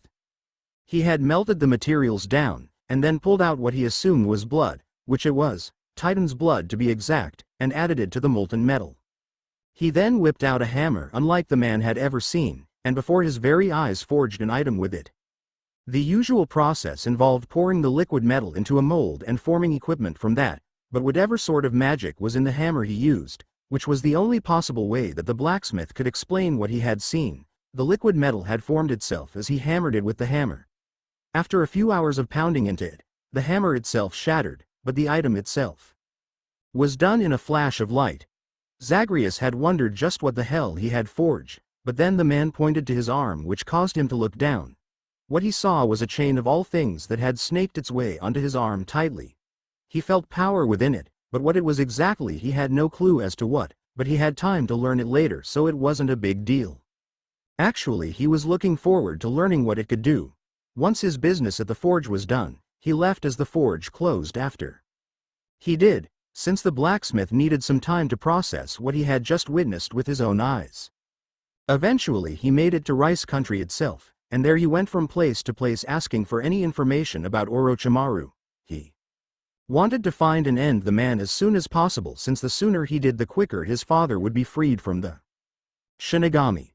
Zagreus had no clue that the villages he asked about Orochimaru were secret lairs for said man, and the more he asked about him, spies would relay this to their master. Orochimaru was at first not interested given many shinobi had been searching for him for years given he was a wanted man, but eventually he grew irritated over the fact this man would not let up and kept asking about him. So he sent his right-hand man Kabuto and some others to go and deal with this stranger personally. Kabuto and those sent with him found Zagreus easily enough, but that was because the guy wasn't hiding. He was casually walking towards the next town in hopes he would learn something about Orochimaru's whereabouts there, since no one else had been helpful in doing so. Kabuto had proclaimed he was there to end his insistent search for his master, and then ordered his men to kill Zagreus. Said man didn't even move from his spot as they did, since he was a bit too far in his head thinking about a plan to use that random piece of information to his advantage. Imagine the looks of shock on their faces when the various weapons they used to try and kill Zagreus hit him, but did nothing more than just remain there without causing any sort of damage. This did however knock him out of his own thoughts though, and with that he used his Stygian blade to decapitate at least half of those who had attacked him. The others had better reflexes and had dodged his blade in time, but he smirked as he changed its form into Excalibur once more and stabbed the ground so that their movement was nearly halted entirely from the magical glyph that appeared. He then used the twin fist's sharp clawed tips to slash the throats of the rest since they were still within range of his attacks.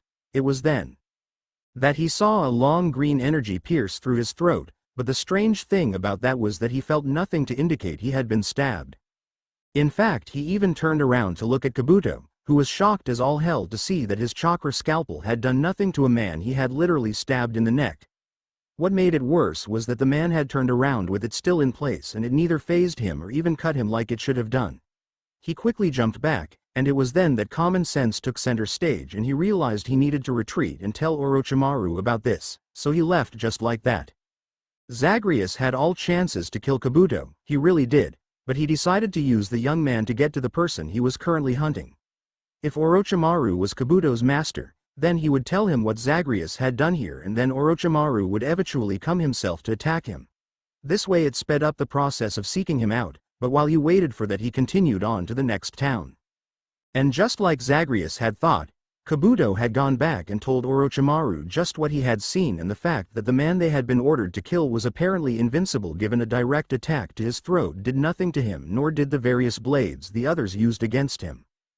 This information got Orochimaru's attention, since the man had been searching for a means to attain immortality through any means.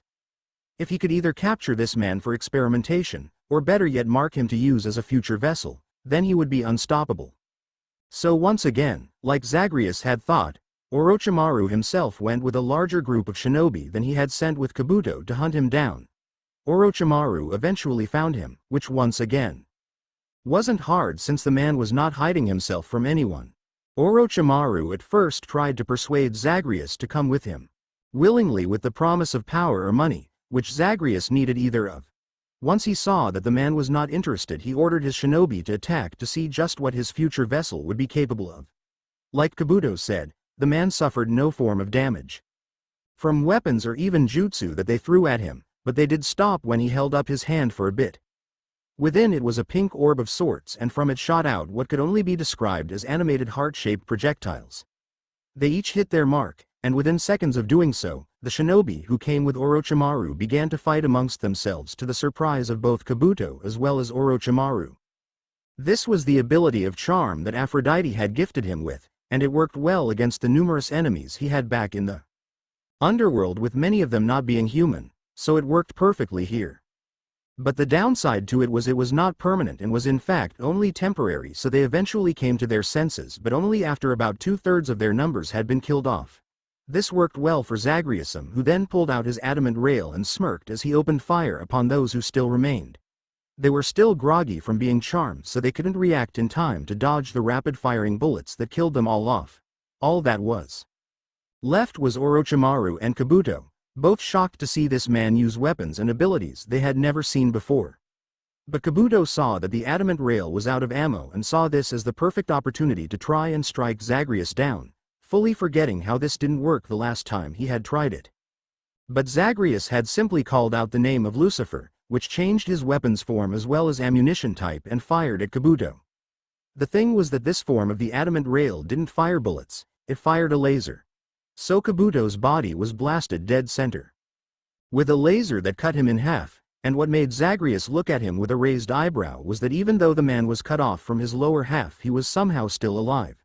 So this time he aimed lower and fired directly at the man's head. As he had fired his weapon at Kabuto, Orochimaru made the foolish, as well as fatal, mistake to try and mark him as his future vessel by placing the curse mark on him. This did not end the way he or even Zagreus expected, since it was the chains on his arm that activated when Orochimaru was near him so as to bite his neck like some sort of vampire. It extended from his arm, which amazed him that it was as long as it was, since it didn't seem like it should be that long, and wrapped itself around Orochimaru's neck as well as his head. Then it superheated itself to the point it appeared red and he heard Orochimaru scream as his flesh burned. Zagreus didn't feel any heat, but then again it was a magical weapon made for him, so that probably was the reason. He then tugged hard back, and with a sickening show of gore, Orochimaru's head was sliced in so many places as the chain melted through all the way and squeezed the bits out as it did. There was no blood though, since the heat cauterized the wounds from losing his head. Once he kicked the body to make sure the man was dead, he then called out the Shinigami who appeared before him and saw the body of Orochimaru himself. This was a surprise to him since Zagreus had accomplished what many failed to do in about 2 weeks. That was impressive. So as agreed, Zagreus saw the Shinigami summon up the soul of Orochimaru and then devour it while Orochimaru tried in vain to break free. He then summoned up a portal which Minato arose out of once more like he had the last time, but this time he snapped his bony fingers and the chains that held the man down shattered since he was now free. The Shinigami thanked him for his aid and then disappeared to do whatever he usually did, which Zagreus didn't really care to wonder about. To be honest, neither Minato or Zagreus knew what to do right now given Minato was a spirit. He had been in the control of the Shinigami for so long and had neither descended or ascended, so this confused them as to what to do. But luckily they got their answer in the form of another portal, a lighter one they recognized from the last time they saw each other, and just like then Kushina rushed out to hug and greet them both. But this time Kushina came with a gift of her own in the form of a large scroll for Zagreus. She told him it would aid him immensely but didn't say exactly how it would. She simply smiled and kissed him on the forehead in a motherly fashion with the kind words to trust her. Before Minato departed along with his wife to the heavens themselves, Kushina told Zagreus to go to Konoha, which she didn't want to send him there but he needed to go there. She told him that their home was there and that he alone could enter it given the sheer amount of seals they had surrounded the place made it impossible for anyone other than blood relations to get in, and he was related to them by blood. There she told him to look for a painting in the study, of which she described it in full detail, and told him it would open up a hidden staircase towards his inheritance. And the last thing she asked of him before the two of them hugged him one final time before going through the portal was to destroy the house when he was done with it. The village didn't deserve anything of theirs for their actions towards their son, and since Zagreus himself was not going to live there was no need for the house to remain. Zagreus promised he would honor her wishes and saw the two of them smile as they turned around and walked through the portal into heaven before it closed behind them. So with a sad sigh, given he was probably not going to see him again in the future, he turned around and set out towards his next destination. Konoha. 1 week later, Zagreus had wondered just how he would react to coming back to this hellhole of a place he once was forced to call home, and now that he was here he got his answer. He truly felt nothing towards this place. He felt no rage or anger towards them given if not for the things they forced him to suffer through, he wouldn't have become as he was being the son of a god. But then on the opposite side of the coin he had no love for this place since he had no good memories of this place either. No friends or happy memories to pull at his heartstrings or the sort. So like I said, he felt nothing. But as he got closer to the village gates, he felt something inside him. It was a feeling unlike anything he had ever felt before, and that disturbed him quite a bit. He had felt literal chaos flow through him as he entered the void, along with pain from so much else. So to experience something he had never felt in either of his lives put together was a bit disturbing. He made it through the main gate easy enough since the people guarding it did a quick check via a seal on the ground to check for hidden weapons and found nothing on him. This could only make him chuckle as he was allowed into the village since he had plenty of those, he alone could summon them through magical means. But as he walked within the village, that feeling he had was getting stronger the closer he got to a certain location. He was not sure where that location was, but he was the curious type and wanted to find out why he was feeling this way for himself. It surprised him that it seemed the further he moved from the center of the village towards the forested area, the greater the feeling was. Yet in time he finally found himself on the edge of a dark-looking forest that was surrounded by a fence. It wasn't like the fence did anything to stop him though since he cut it with just a chop of his bare hand. Metals on the mortal plane of existence couldn't hold a candle to those found on the others, so this was nothing. He finally found the place this strange feeling was bringing him to. And what he found was a small, yet neatly carved stone with a heart carved into it on the side at the base of a massive tree. This apparently was a grave marker, and the body was buried underneath. So since he wanted to finish this whole detour all the way, he got to his knees and began to dig the dirt away. Eventually he found what it was that was buried, or better yet, who it was. Zagreus couldn't help but stare wide-eyed at his own corpse, the one he had left when he was stabbed when he was 6. This made little to no sense to him as he stared dumbly at literally himself. Sure, he had been reborn into the son of a god through his spirit, but that had been literally years ago. His body should have decayed or better yet become bones or the like. Yet here it was perfectly preserved like he had just been killed only seconds ago. It seemed the same source of power that had ended his life the way it did also preserved his body like this. It was like it was frozen in time with none of the decay of time between now and then showing in the slightest. For reasons that Zagreus himself could not understand, he attempted to pull the body out of the grave, but the moment he touched it, it disappeared from existence altogether. As it did, Zagreus fell once more to his knees as the tears would not stop flowing from his eyes. All the memories of his former life came back in a flash.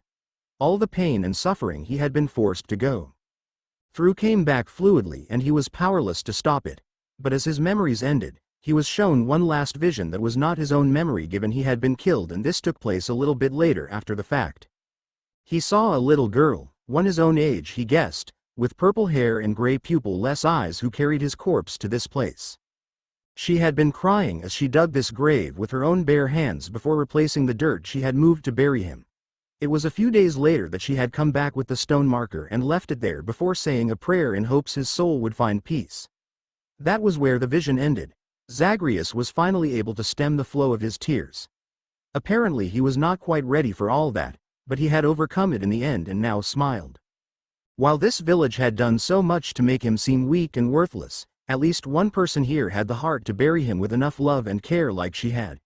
He could only wish that she herself was well, and made a note to himself to see if he could help her if ever came to the point where they met, but that was something to think about later in life. Now that this feeling was gone from within himself, he was finally able to set out once more towards his primary destination. As he walked towards it, he overheard the various citizens of the village speak about a tournament of some sort happening the next day. This piqued Zagreus's interest since he wanted to know how strong this village had become in the time he had been dead to the world. He had no real plan as it were, and since that was the case, he might as well have a good fight while he was here. He was so used to fighting in the underworld that the peace was starting to get to him. Memories of Ares came to the forefront of his mind, but he shook those thoughts out since he was not like that and didn't thrive in war like the god of said thing. Eventually he had arrived at his destination, the home that his father and mother once resided within while they themselves were alive. It was a place he himself should have inherited, but the greedy powers that be would have never given it to him and would have seen to it he never got anything that was rightfully his. But since the place was guarded by advanced seals that only one from the Uzumaki clan could come up with, ones that were not only deadly but withstood the test of time as well, they could not enter this place themselves. But you see, Zagreus was their child, albeit reborn as a god and then returned through arbitrary means he could not even begin to explain, so he could. And with a smirk on his face he placed his hand on the seal next to the front gate that stood between him and his rightful home.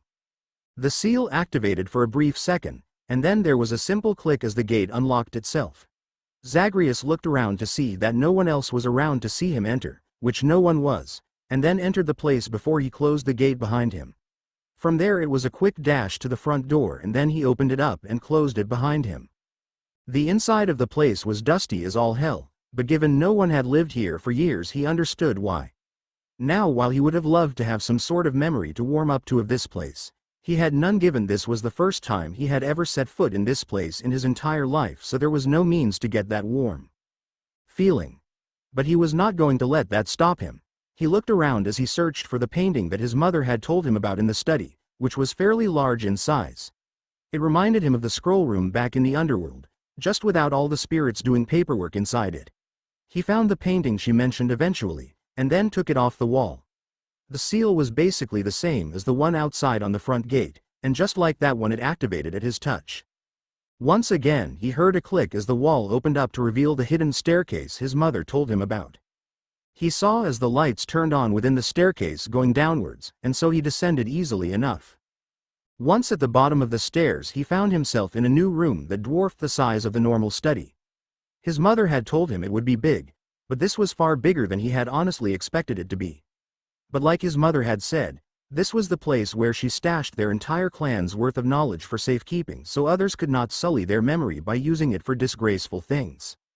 Zagreus walked towards the center of the room, which he saw was painted with the swirl pattern of his clan, and then summoned up the large scroll his mother had gifted him with. He unrolled it as she instructed him to do, and once laid out fully he sat in the dead center of it like she had said to do. Now that he was here, he wondered what this was going to do. His mother had not said what it did, only that it would help him, in a vague manner. While he would have loved to be told far more than that, she was his mother and loved him even as he was now, so he knew she was not going to try and harm him in some way. But now he was here, and still nothing happened, which caused him to question things more now than then. But then he chuckled since he just realized the reason why it wasn't working. For the entire time he had been back, he had been using his magical power he had been gifted with from the gods as he passed through the portal back into his own dimension. What this seal needed was the natural energy found in this world, so Zagreus took a deep breath and closed his eyes. He dove deep within himself and sought out the energy he had long since forgotten about, and eventually he found it there, suppressed like a floodgate does to water. So once found, he shattered that barrier, and felt all the energy he had suppressed flood through his body once more. And as it did that, the chakra he now wielded once more started up the seal he was sitting on. Zagreus was glad he had his eyes closed since the scroll pulsed with a bright flash that would have made Apollo proud to see if he had been here to witness it. Zagreus opened his eyes as he saw a wonderful sight before him. The Uzumaki clan had spent countless generations pouring their hearts and souls into the knowledge hidden away from the world in this room, and it was those remnants of the soul they put into it that he saw begin to swirl around him. One by one they all began to flow into him, bestowing him the mastery of the power they themselves had used, and little by little Zagreus learned the history of his family from the beginning to their ends. The process took hours, and yet it was so much knowledge being mastered all at once, so it was not like it could be rushed any faster than this. When Kushina had made this seal for him, she had at first feared he would not be able to handle so much knowledge given the sheer amount of it was impossible for any one person to learn. But Kami herself had erased her fear by stating that her son was a god like them, albeit not as powerful as they were, and thus was not limited like most mortals were. Kushina had been happy to hear that and was even happier when her son had taken the seal she worked so hard on along with the rest of her clan who made it into the heavens so that he might bring upon the full might of their clan onto any foolish enough to challenge him. But eventually, the process was done, and Zagreus smiled as he felt the knowledge of his family course through his mind. He had a feeling, no he knew for certain, that it would be helpful in the future. But now that he was done learning all that he could, he got up and began the long task of piling all the scrolls in the room onto the massive one. Apparently it acted not only as a means to learn in mass like he just had, but was also a powerful storage scroll as well. He had not known that when he had unrolled the thing, but after being given the gift of extensive knowledge about seals he was easily able to recognize it. So once all the scrolls in the room were put upon the thing, he sealed them within before he sent the massive scroll away with his magical power this time. It was weird being able to use both, but what was weirder was that he could not use them simultaneously. It was either magic or chakra, end of story. Now he had promised to destroy this place when he was done, which he still planned to do, but he had to wait until tomorrow. Anyways, since the tournament was then, but then an idea came to his mind. Out of all the things he had retained the various keepsakes that had been gifted to him by the people he came to call his friend over the course of his many escape attempts. One of them was the evergreen acorn given to him by Eurydice herself. He felt the power within it wanting to take root, and since he had no need for it anymore, he decided to help it a bit. So he punched a hole into the ground with the use of one of the twin fists since there was a lot of stone between him and dirt. Once he uncovered the dirt, he dropped the acorn onto the ground and saw as the second it hit multiple roots sprung forth from within it to pull it further down. Zagreus had no idea as to how long it would take for the tree to fully blossom, but he knew that the sheer size of the thing would fully demolish the house with everything inside being reduced to bits. Plus it wasn't like anyone in the village could stop it even if they wanted to, given the fact he alone could enter this place. But now that he had done that, he walked back up the stairs and made his way towards the master bedroom. There he plopped himself onto the bed and fell asleep. Meanwhile, for the past 7 years, Jiraiya had been a bit of a wreck. He had seen the village he loved so much fall in a manner he so wished it hadn't under Danzo's rule, but he was not able to do anything about it. But what made the situation worse in his mind was that one of the main things he was meant to do in life had been taken from him. Don't get your vision of this man twisted, Jiraiya knew fully well who Naruto was and knew exactly what he had been forced to go through. Jiraiya not only knew, but even agreed with his sensei's plan to rid their future weapon of the attitude and willpower he would have inherited from his parents. The plan had to wait until the brat was at a stage where Jiraiya could come into play when he was more vulnerable and solidify a teacher-student bond that would have Naruto eating out of his hand, but since Naruto had died when he was 6, those plans had been utterly destroyed. What made the situation worse was that the Toad Elder had spoken a prophecy about the brat, and Jiraiya was planning to use that knowledge to benefit their village greatly. Yet the moment Naruto passed away, the prophecy just vanished. It wasn't rewritten or anything like that, it just went away entirely. So now here Jiraiya was forced to work for a man he utterly loathed, since Danzo was well known to make those who didn't live a living hell. He had placed Tsunade in the bingo book the second he became Hokage officially with the order to bring her back alive. He had plans for her when she eventually was brought back to Konoha, none of which Jiraiya knew what they were. But given she was the last of the Senju clan, Jiraiya could only guess what those plans entailed, and none of them ended well for her. But she had made her bed when she refused to come back when Jiraiya had literally begged her to, so this was on her. He was just about to head to bed himself since he was going to need to observe the tournament tomorrow. But as he was getting ready to go take a shower to clean up, he was surprisingly reverse summoned to the Toad's home. This surprised him since they didn't do such a thing unless the news was dire, and judging by the mood of the Toads in the area, that was exactly what was happening right now. "What happened?" asked Jiraiya to Ma, who appeared along with Pa to greet him. "It's the Elder," said Pa sadly, "he has died." "What?" exclaimed Jiraiya in shock that this was the case. The death of the Elder Toad was a major problem since without his visions of the future, things would become a bit harder if there ever came a time where another person was given a prophecy like Naruto had when he was born. This did not bode well for Konoha in the future if there ever came such an event. "How did he die?" "He suffered a massive heart attack from shock," said Ma. "What could have shocked him to the point he died of a heart attack?" asked Jiraiya, who was only more confused the longer he heard this. He didn't even know that frogs or toads could have heart attacks. In his final moments, he saw a vision. A very bad one if the look of terror on his face was anything to go on. Then he began to speak a prophecy, one that his assistant was able to write out before the Elder finally croaked. "A new prophecy?" asked Jiraiya, who himself felt faint as the color in his face disappeared. This meant that somewhere out there was a person with a tremendous amount of power to their name. Sure, the person themselves might not be the strongest, but their actions would leave such drastic changes upon the world, and Jiraiya had to ensure that whatever happened that Konoha would survive the outcome no matter the cost. "What is it?" Ma then summoned up a scroll that she then handed to Jiraiya. He looked at it for quite a bit in fear of what he would actually read within the thing. But in the end he finally opened the scroll and read the last words of the Elder that had been written out. "Killed once already, he will not again be easily taken. Return to the home, one that he has long forsaken, the spawn of one by whose souls all are judged. With an empty heart within, but in it there is the remains of a grudge. Beware the man with the mismatched eyes. For there is no victory against him, no matter who tries." "What does this mean?" asked Jiraiya, who had no words to describe what any of this meant. So much about it didn't make sense, but out of all the words, he was able to understand the warning about the person with mismatched eyes. As far as he had seen or even heard, there was no one with such a characteristic, so finding someone with it should prove easy enough. From there he would plan accordingly and see said person's attitude towards Konoha. If the person was hostile, well, drastic measures would be taken.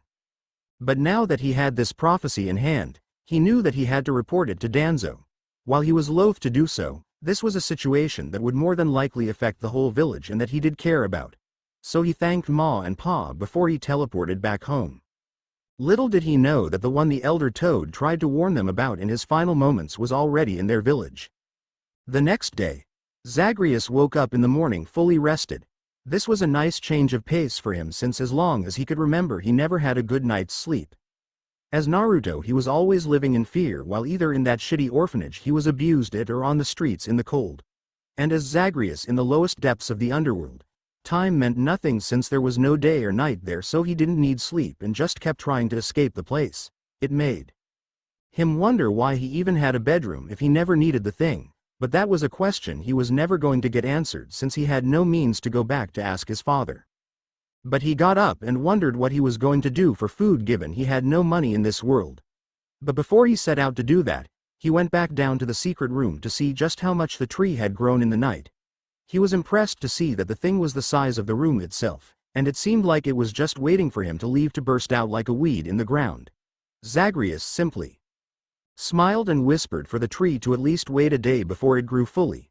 He chuckled over the face he was talking to a tree, and even more so that he highly doubted it was listening to his words, but he had seen stranger things in life, so who knows. So with that taken care of, he left his parents' home for the last time and then left through the front gate. He then began to walk around as he searched for a place to sell some of his gems to get money for food. While he didn't really need to eat, he wanted to, given the fact he was on the mortal plane once more, so why not sample the food they had here since he could. Sure, he had given a large portion of the gems in his possession to the people of Wave to aid them so they could begin the process of rebuilding their home, but he had a literal mountain of the things. He had more than enough to spare. He tried to think back to what he knew of this village entirely, but even that didn't help given the main things he knew were good hiding places as well as places to go if it was too cold or raining. But eventually he found a place that was owned by a merchant who sold and bought precious stones of all types. Imagine the merchant's face when Zagreus showed him a small bag full of gems, the likes that didn't exist in this world. The merchant, being greedy as many were in his line of business, tried to cheat him on the price since he knew he could sell them for much more given their quality as well as their rarity. Zagreus though knew when someone was being greedy and instead swiped the bag back as well as the gems he had put into it. He had done a lot of haggling with the house contractor back in the underworld to make renovations, so he knew how to haggle. The merchant grew pissed since he honestly thought this young man would not fully know the value of the gems he had in his possession given his appearance. Apparently he knew enough to know they were worth more than the merchant was offering. But the merchant asked for him to stop as he placed his hand on the door to leave. The merchant tried to bluff his way out and state that he was willing to pay a bit more for the gems since they were in pristine condition, yet Zagreus still opened the door and left the place. The merchant was pissed about this in the end and called the several men he had under his employ who guarded the place. He ordered them to follow the man and when the perfect opportunity showed itself, for them to rob him and bring him the gems he had. They did as ordered and began to tail Zagreus. It became apparent that these men were not shinobi, nor did they even receive any sort of training from them since their tailing skills were abysmal to say the least. Zagreus didn't even have to try and notice them, but now that he did, he smirked since this worked perfectly for him. So when he came to one of the dead-end alleys he knew about, he walked into it, all the while knowing the men would follow him like idiots. And lo and behold, they appeared and blocked his exit while demanding the gems he had on his person. It went a long way to show that the merchant hired men who looked tough but had no actual fighting skills given they were easily beaten by him. Just a single punch to the head for all of them and they were out like a light. He then took the time to drag them all back to the merchant himself, the entire way people got out of his way since a man who beat up 4 people like that was not one to mess with, plus given it was none of their business so they weren't going to get involved. Zagreus threw the men at the merchant's feet, with said man losing all the color in his face since he knew he screwed up. This time, the merchant paid a large price that nearly bankrupted him for the gems. But given enough time he would make it back and more with them. Zagreus was happy, and with his newfound wealth he went out to find a place to eat. He wondered just where to start this journey of the culinary arts, and he decided to start off small and went to a ramen stand he saw in the distance. There he ordered a bowl of ramen, and he had to admit it was delicious. He then kept ordering more and more of the stuff, all the while unknowing that his stomach was basically absorbing everything the second it entered so that he was never full. It took about an hour, but the stand ran out of ingredients to make more, and so Zagreus could not eat anymore. The bill for the food was large given he had eaten an entire day's worth of product, yet he had more than enough money to pay the check and did so easily. Once he was done eating, a bit upset that he felt like all that was pointless given he didn't feel like he had eaten anything and was the same as he was before, he continued onwards to find something to entertain himself until the tournament took place. He wasn't going to participate himself, but he was curious as to how the village was doing in strength since he had last been here. While he was walking around aimlessly, he did eventually see something that caught his attention. He saw a young woman being yelled at by someone who appeared to be even younger than her. While Zagreus was just going to keep going since this was not his problem, he took one look at the young woman getting yelled at and immediately recognized her as the girl who had buried his body. This changed everything since he made a promise to pay her back for her kindness, and right now it seemed like she needed the help.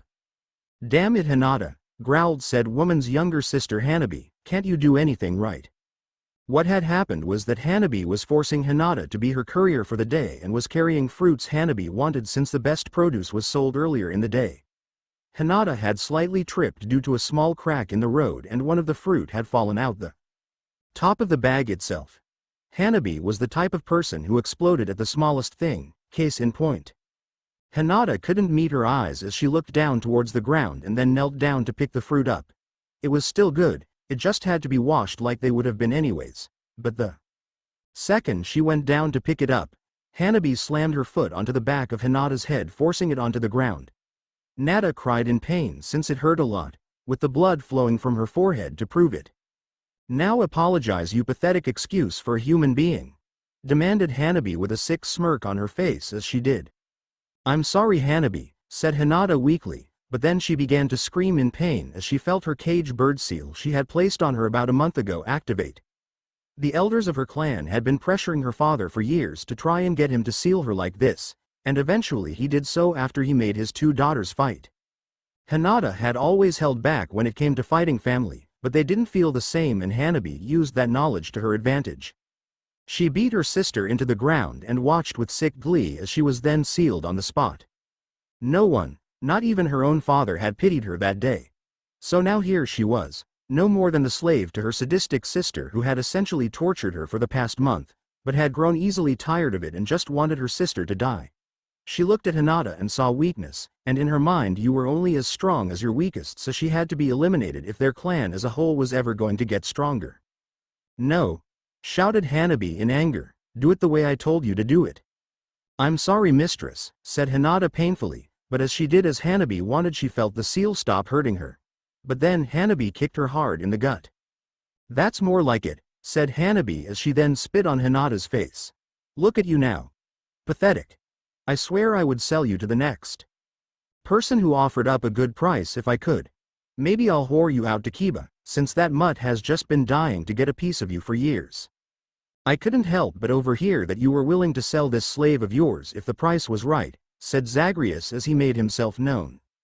It had taken him a bit to learn this since the Shinigami had never told him, but the cloak Yami had made for him had the power of making him unseen by those who weren't looking for him directly. This way he could pass by through crowds without anyone paying attention to him like he was a shadow or a ghost of some sort. This worked well for situations like this.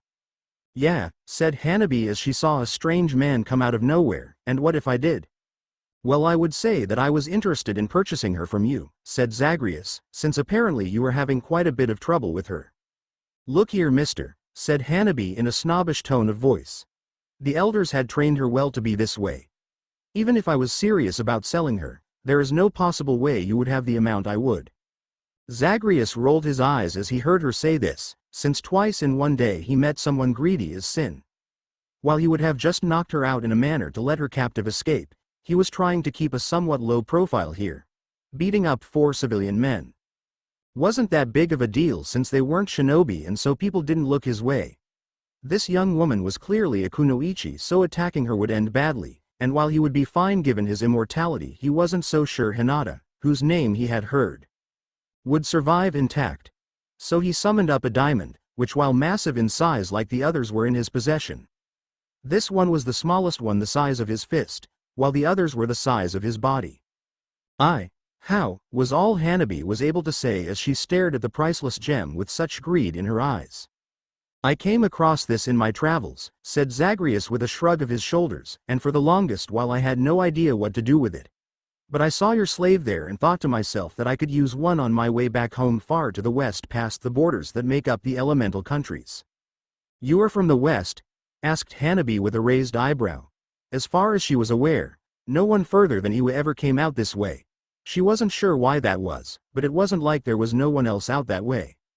"Indeed I am," said Zagreus, who while his words weren't exactly true, he was not from here in a manner of speaking. "So do we have a deal?" Hanabi looked from the diamond in Zagreus's hand and Hinata, who was still on the ground in pain. She then smirked since this was perfect.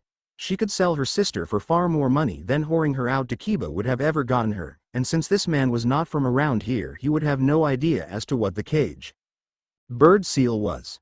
She would wait a few days until the man was out of the village, and then activate it so that Hinata was killed by the kill switch and be done with her. If this man were to come back, well, he would be out of luck given he was just one man while they were a clan. Plus, if he had this large diamond on him, he might have more so they could then take everything from him if he came back. Deal, said Hanabi as she held out her hand. Zagreus placed the priceless gem in her hand, which she had to admit was heavy. She knew her gemstones, and this one was of a purity the likes she had never seen. She used her clan's signature eyes to see if there was any impurities or worse yet if it was a fake cubic zirconia, but it wasn't. Pleasure doing business with you. Goodbye Hinata, you worthless bitch. Hanabi then left to go home to tell their father about the trade she had made with this strange man. Are you okay? Asked Zagreus as he held out his hand to help Hinata to her feet. He saw that she was hesitant to even look up towards him, and it angered him to see her like this. What had her family done to shatter her self-esteem to the point she couldn't even look up like this? It's okay, I'm not going to hurt you. Eventually, though very slowly, Hinata was finally able to meet his gaze. When Hanabi had slammed her head into the ground, her headband had gone loose so it was still on the ground now. So Zagreus was able to see the seal that she was hiding underneath it perfectly. Yet that wasn't what he was noticing right now, since what he noticed was the tears coming from her eyes. And if that wasn't enough, Zagreus had a vision now of all times. He saw this woman support him as he overcame many obstacles in life. He saw as she took a blade for him as he defended this place from a powerful enemy that nearly destroyed everything. He heard her exclaim her love for him, and then the vision fast-forwarded to the two of them together with two children. One boy, the other a girl. It was there that the vision stopped, and he couldn't help but look at Hinata with more of a face that showed he was sorry for the pain she had gone through. Everything will be all right, said Zagreus as he placed a hand on her head in a gentle manner in an attempt to get her to stop crying. She can't hurt you anymore. They are going to kill me, said Hinata weakly, but Zagreus still heard her loud and clear. What? Asked Zagreus as he looked her in the face, only to see her face now full of fear to go along with the tears. My clan will activate my seal and kill me, said Hinata plainly. Apparently the fear made it impossible for her to convey emotions right now. Zagreus just then noticed the seal on her head, which made him mentally slap himself since it was hard to believe that was even the case. It was a fairly big seal on her forehead, but as he saw it, the knowledge of the past came to him via one of his clan's ancestors. He remembered the Hyuga clan, a clan that had special eyes capable of unique abilities, coming to them and asking for a seal to protect them from those who would try and steal their eyes for themselves. The seal then was different than the one he saw now, but the base was still there. It was just the usage that had been altered to become this abomination of a seal that apparently they used to enslave their own family. Zagreus sighed as he placed his hand on her head, and for some reason she felt a feeling of calm come to her out of nowhere. She felt a strange sensation as she saw his hand glow for a bit before he retracted his hand. His ancestor had thought far ahead when he had made this seal before it was chagged like this. The base was solid as well as essential to make the seal work. That was the way he made it on purpose, so if ever came a day where this exact situation happened and the seal was altered for some nefarious purpose, it could be countered if need be. The reason that the counter was never discovered or used was that the Uzumaki had died years ago and never learned about the changes made to the initial design. But Zagreus now knew, and he used that knowledge to break Hinata free from her shackles.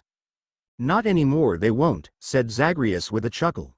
Hinata's eyes opened wide as she heard this and needed to see for herself that he spoke the truth. Luckily for her, there was a reflective pool of water on the ground near her that she was able to see with her own eyes that the bane of her existence was gone. The tears began to flow once more, but this time they weren't of sadness, but joy over the fact she was now free. It was only then that her mind cleared up enough to think more on the subject of just why this stranger had helped her in the first place, and she was not really liking some of the reasons that went through her mind. Why did you help me? Asked Hinata, who was still so shocked that someone had broken her free of the cagebird seal, which she had thought impossible as all other members of the branch family did. Who are you? I helped you to simply repay a debt that I owed you, said Zagreus as he walked by her towards the arena, but not before tossing her a stack of money to help her out a bit. Nothing more. Now you can leave this place that saw you suffer like you did and did nothing to help you in the slightest. Find a new home, one where you won't be enslaved by your family like you were. But I don't know who you are, so how do you owe me anything? Zagreus stopped in his tracks as she said that, but he didn't turn around. He did turn his head so she could see at least one of his eyes, but nothing more. In another life, he would have remained by her side to love and care for her, but as things were now it would never work out.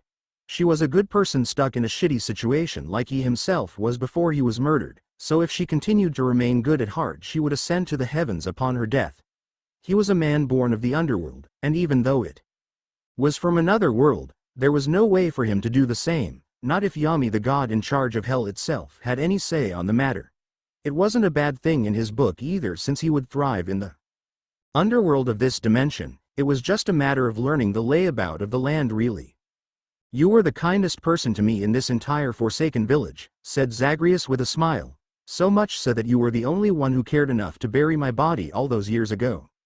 His response stunned Hinata, since that was not what she had expected to hear, yet before she could say anything else Zagreus had continued walking towards the arena since it was getting close to the time when the tournament would begin. Hinata could only stand there as one final tear fell from her eye. Naruto, was all she said before she turned around and took off towards the wall. He had been right to say that anywhere was better than being enslaved like she was by her own family. She would set out into the world and make a new better life for herself in time, and she had Zagreus to thank for that chance. A.N.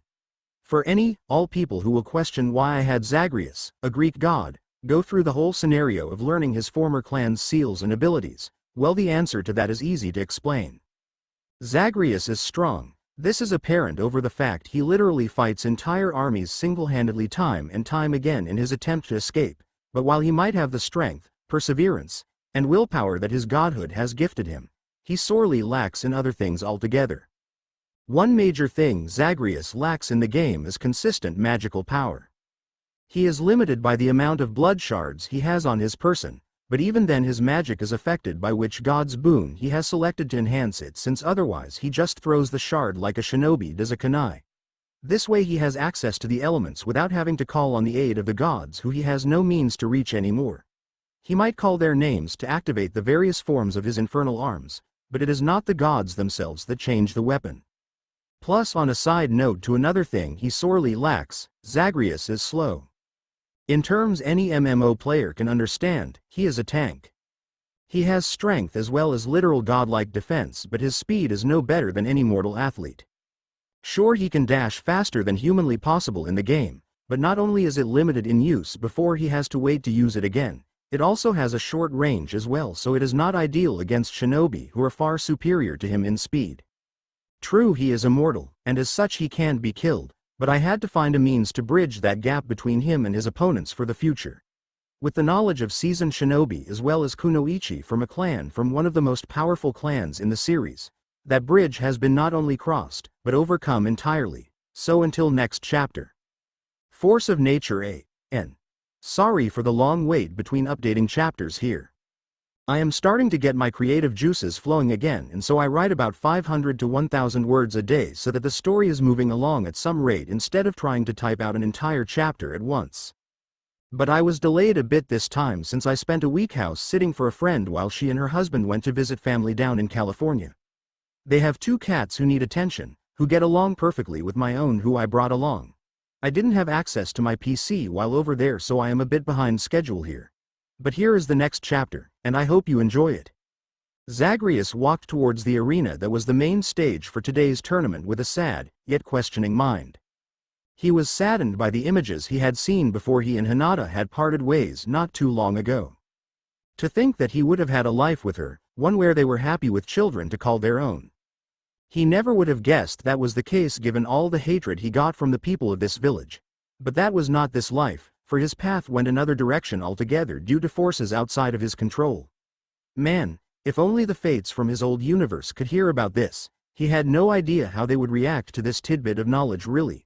To them, fate itself was a simple string, easy to see and cut. When your end was near, Here though, apparently fate was more of a spiderweb given the various lives one could live were numerous and branched off so much. He highly doubted the fates would be able to handle such a mess given they were only 3 of them. They would have needed a lot more to handle it here. But all that was at the back of his mind. What was at the forefront was what this tournament was all about in the first place. His teacher Achilles was a wise man, who won many battles with his strength as well as his tactics. Sure, he was technically immortal except for the one fairly odd weakness of the area on the back of his foot, but he still fought smart to his dying day. He was taught time and time again to read the situation, and to do it as fast as possible, which helped immensely during his numerous attempts to escape Tartarus. The layout of the place was always changing, never really the same path twice, as well as the enemies he faced in each section. So quick observation helped him to fend off his opponents so as to continue forward. But back to the matter at hand, what was the point of this tournament? Tournaments were supposed to be such grand events so as to draw up business for your home and show off the strength of your champions to others. Sure, it was pretty much a means to basically rub in the faces of others that you were stronger, but that was just what they were for. Yet there was no large influx of people here. No stalls outselling goods to those visiting to watch the event or those participating in it. This could only really mean one thing and one thing only. It was a trap. While Zagreus's knowledge of the world was limited given he was only alive as Naruto until he was 6 years old, his mind expanded. When the knowledge of his clan had flowed through him, it was weird seeing so much history in flashes like that, but it was immensely helpful to understand what was happening to a degree. It wasn't just jutsu that was in that hidden room, but history as well. So he understood that the main villages, all 5 of them, did at times attempt, as well as succeeded at various points, in the capturing as well as the re-education of shinobi who were not of their villages. Or worse yet, kunoichi were captured to be used to breed more of their line so that the village that kidnapped them would have more of their abilities. So if Zagreus had to take an educated guess, this was a means for the leader to judge the strength of various people who would come for some sort of prize that he was assuming was money, and if they met her standards that those shinobi would then be captured and detained until the point of their loyalty could be shifted towards this place. Not a bad plan really, but it was still evil when you thought about it. True, his old universe did that as well with the warriors of Greece capturing people and doing this exact thing, but it didn't make it good just because they did it as well. But even though his mind was all but screaming at him that he was walking into a trap, he simply smirked and didn't falter in his journey towards the arena that lay before him. While what he was doing to some would be considered arrogant, he had a bit of a right to be so given he had single-handedly fought off never-ending numbers for who knows how long to escape what was deemed impossible to escape from. So let's see how the shinobi of this village deal with a genuine god like him in the end. The arena. Danzo sat in his seat to spectate the events of the tournament he had set up in a grand scheme to increase the number of members in his root program. Ever since he had become the official Hokage of the village after Hiruzen passed away, or rather was murdered by his former student Orochimaru, with the aid of Danzo himself, though he would never openly state as such. Danzo had been increasing his numbers for the past several years. At first he had tried to order the clan heads to hand over members of their own clans to do so, but they had utterly refused his order. Danzo had gone on to state that disobeying was akin to treason and as such doing so would have dire consequences in the end, but unfortunately for him Shikaku came prepared for when Danzo threatened them like that. Apparently his plan was far too obvious from an outside perspective and so he knew just what Danzo was going to demand before he did it. He came with the village charter, the rules that had existed since the founding of Konoha itself, and it went on to state that not even the Hokage could threaten to force the members of the founding clans to conscript them into what one could label as a personal army. The members of these clans fought for the village as a whole as it was since its founding, and those members who became a part of Root were brainwashed into fighting for Danzo alone and they all knew it. It was the reason Root was disbanded by Hiruzen since no one should have a personal army like Danzo did since it could be used to oust whoever was in charge and thus start a civil war of some sort. Yet it was brought back the second Danzo was made Hokage, and given the numbers he had within it, it was abundantly clear that he never disbanded as ordered. That tad bit of information set a very bad image of their new leader given he had disobeyed a direct order from the previous one, but they couldn't do anything against someone the Fire Daimyo himself nominated for the position. They still questioned just why that happened, but to this day they had no clue or evidence of foul play, so they couldn't dispute it. So Danzo had to seek members outside of the village as well as from the unwanteds of their own. He had spies in the orphanage who told him of any potential children who he could use in his forces, and once he got the word he would send someone from his forces to adopt them legally. Once the paperwork was done, the child was never seen again, since they were then taken underground where they would spend the years being trained to become emotionless drones to do as he ordered them to do until the day they died. And if that wasn't evil enough, Danzo had his forces go out and murder families of wandering clans so as to snatch the newly made orphans right up and increase his forces even more. Or worse, he ordered his minions to hold wealthy family hostages and forced them to transfer all their money to him before he had them killed anyway. He just had his men stage it to look like either missing Nin did it for some quick cash or bandits for the same reason. The man was the epitome of greedy as well as narcissistic as all hell.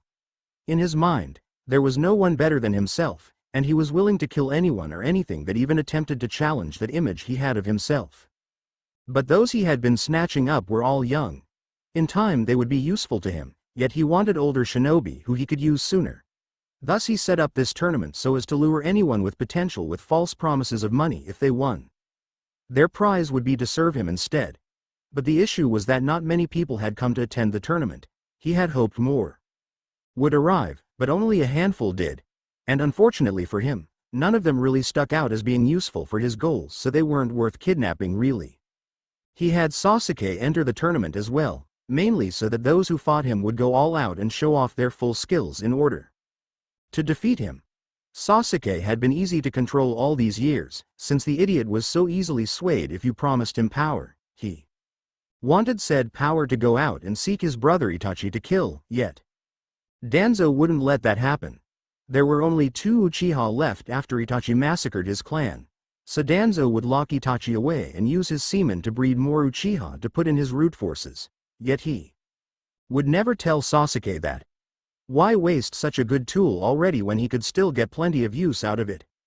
Speaking of tools, the very word making him growl angrily, he was absolutely livid that the Kyuubi brat had been killed years ago. He didn't care that the brat suffered, since in the end the people of Konoha were doing his job for him, since his plan was to appear friendly enough to lure the brat underground where he would then begin the process of training him into his personal weapon. He would have been able to take the seat of Hokage years ago if that was the case, but that one villager just had to go and kill his weapon. To the very end, which Danzo made sure was painful, since the man had taken what Danzo had seen was his and no one stole from him if they knew what was good for them. The man smiled and proclaimed continuously how he had avenged his family and the demon was dead. The man had died with a twisted smile on his face. And the knife he had used to do the deed, Danzo, nor anyone else for that matter, had been able to understand why the weapon had killed Naruto. The brat had been stabbed plenty of times, even in the heart, but never had he died from it. Mainly it was because he was rushed to the hospital and put on some sort of life support to keep him alive long enough so that the Kyuubi inside him healed the wound, which once it did a Yamanaka would erase the memory from the brat's head and then he would be violently removed from the place. Pretty messed up to hurt a child so as to remove him from a place where one goes to be healed of their wounds. But the doctors didn't care since they all hated him. They were even pissed that the brat was allowed to live and that they had to keep him stable, but orders. Yet even though the knife didn't seem out of the ordinary other than its jagged design, it just felt off. There was no other way to describe it. The feeling one got when they held the thing was fairly off-putting, to be honest. So the thing was sealed away and put into the vault hidden under the Hokage's tower, where they kept plenty of other hazardous things, from materials to weapons that did far more harm than good. But now here he was, bored out of his mind while watching the shinobi who had come to participate in this tournament lose, all the while showing nothing worth keeping for his own forces. Why couldn't there be at least one decent person to capture from this batch? With this, said Danzo aloud as Sasuke struck the last opponent unconscious, thus winning the tournament, I declare Sasuke as the winner of this tournament. Is there no one here who can give me a challenge? Shouted Sasuke arrogantly towards the crowd. He had also hoped to face a strong opponent here, but everyone he faced were too damned weak for him. Anyone at all who thinks they can challenge an Uchiha elite. As he was basically showboating to the crowd, Zagreus couldn't help but hold his head in his hand and groan. In the 4 levels of the underworld he had to go through in his escape attempts, there was well, he would call them a boss, given they were the strongest beings his father had put there to stop him in his tracks. In Tartarus there were the Fury Sisters, either one or all together, which made the fight all the more difficult given each of them was already hard to beat. Asphodel had the Bone Hydra, who he had started to call Lenny for a laugh.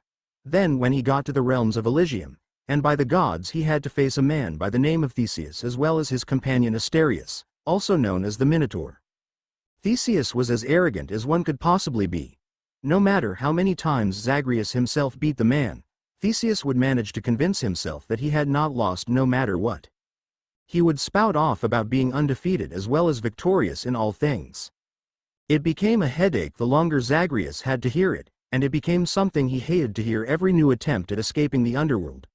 That was one of the major things he was so glad he no longer had to deal with since he came back to his own universe, but apparently there was a man like Theseus here as well. Zagreus had to nip this in the bud before it got too bad. Consider it his contribution to humanity, if you will. Is that an open challenge, shouted Zagreus from his seat, or is it limited to shinobi only? You would actually challenge me, laughed Sasuke, when you are not even a shinobi yourself? Are you in a rush to die? No, I am in no rush to die, said Zagreus as he stood up and began to walk down towards the arena, which is a bit humorous to me given the situation I find myself in. He said that part while thinking about Yami. He could only wonder just what that goddess would do once he descended into the depths of hell itself, and most of the thoughts of his head went more sexual than anything else. But given his heritage as a person from Greece, where sexuality was more open and free, and it kind of made sense. But that is besides the point here. I would like to challenge you. Just because I am not a shinobi doesn't make me weaker than those who are. Fine, stranger, said Sasuke as he beckoned Zagreus to the arena. I accept your challenge. Now what is the name of the man insane enough to challenge an elite such as myself? Manners state one should state their own name before asking for another's, said Zagreus with a chuckle as he hopped from the bottom of the seats into the arena itself. But you already stated who you were, so allow me to introduce myself. Zagreus then threw his cloak off, showing all who saw him his full form. Quite a few women actually blushed a bit seeing how handsome he was. Sure, he had some seriously pale skin, but his muscles and physique more than made up for it. Zagreus stored his cloak like he did his infernal arms so as to use it later. Many looked upon his form and questioned just where this man was from. His attire was not something people saw in the elemental countries, and this made it all the more obvious that he was not from around here. I am known as Zagreus, former prince of the land of Tartarus, said Zagreus as he summoned his Stygian blade and hefted it over his shoulder with one hand. A prince? Asked Sasuke with a confused look on his face. He, nor anyone else here for the record, had ever heard of a place called Tartarus. Former prince actually, if you were listening, said Zagreus with a smirk, but that is a long story the likes that someone like you could never fully understand nor even begin to fathom in that arrogant mind of yours. You dare to insult me? Seethed Sasuke in rage. Not only do I dare, said Zagreus with a chuckle, but I would be so bold to call you weak with no actual means to achieve the amount of power you think you have. I am going to make you regret those words, stated Sasuke simply as he took a deep breath and unsheathed his own blade. His opponent was using a sword, so he would do the same. He also knew his opponent was trying to get a rise out of him, so he would make a mistake and mess up, but he was not going to play into Zagreus's hands like that. If only he knew the harsh reality of the situation. You are not the only person to say that to me, said Zagreus as he remembered Megara, who said those words a lot when he said he would defeat her and escape. Man, it took quite a few dozen deaths to finally actually back up those words in the end, but that was the past, and here in the present he had an arrogant mortal man who thought himself strong enough to fight a literal god. True, Sasuke had no idea of this, but Zagreus wasn't arrogant and didn't go spouting it out to everyone. Sure, he told some people, but that was to explain some things, not for attention. Sasuke had charged forward with his katana raised and swiped at Zagreus with the skills that showed he had actually taken the time to learn how to use it. But unfortunately for Sasuke, not only did Zagreus know how to use his blade as well, he had literally hundreds of thousands of encounters of real-life experience to go with it, and that trumped simply swinging a sword at a training target. So he was easily able to block Sasuke's strike using only one hand without really any effort on his part. The boy was strong, but his strength was nowhere near on par with the offspring of an Olympian god. So Zagreus threw a punch right into Sasuke's face using the hand that wasn't holding his Stygian blade, causing him to become a bit off balance from the blow. The second he was. Zagreus grabbed him by the arm and tossed him over his shoulder with enough force to slam him into the far wall on the opposite side of the arena. Those who were watching this were amazed about the strength this young man had, none more than Danzo. While the man didn't show it given his personal views on the showing of emotions, he was internally salivating at the thought of capturing this young man and turning him into one of his root shinobi. Zagreus showed he had the physical strength to throw a well-trained shinobi with a single hand with such force, and without looking winded or even like he was trying so. Danzo could only wonder just how strong this boy was. But then he looked far more closely at the young man, and this caused time to stop for him as he saw his eyes. When Zagreus had first made himself known and challenged Sasuke, he hadn't paid that much attention since he didn't really think the man had anything to offer given he wasn't a shinobi. But now that view of him was shattered. But he remembered the prophecy that Jiraiya had told him about. Beware the man with the mismatched eyes, for there is no victory against him, no matter who tries. There was more to the prophecy that Jiraiya had told him, but those two lines were the most prominent in his head right now. When he had heard it, he had ordered his forces to search HGH and Lo for anyone who could possibly fit that sort of description.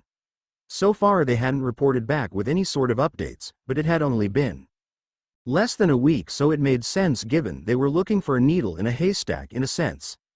Danzo wouldn't have guessed that the person that the prophecy mentioned would literally walk into their village like this. But if he was indeed the person the aforementioned prophecy spoke of, then it meant that this fight's conclusion was already set. Like it said, there is no victory against him. Surely you have more up your sleeves than that, said Zagreus as he flipped his blade so that the blade itself was pointed downwards and slightly stuck into the ground. He was doing this so as to lean against it, since it was a fairly large weapon. Because if so, I don't understand where the arrogance comes from. You can't beat me. When it comes to blades, since I have far too much training for you to beat it, so why not try something else? Sasuke had fallen to the ground after being thrown into the wall, and had just got back to his feet as well as dusted himself off when he heard Zagreus shout that at him. While he was trying to keep himself level-headed so as to not rush right into a trap of any sort, he would admit that this man did speak the truth. Out of all the various shinobi he had fought to master the art of the blade, he had felt in the clash of theirs that Zagreus was far superior to his own skills when it came to the weapon.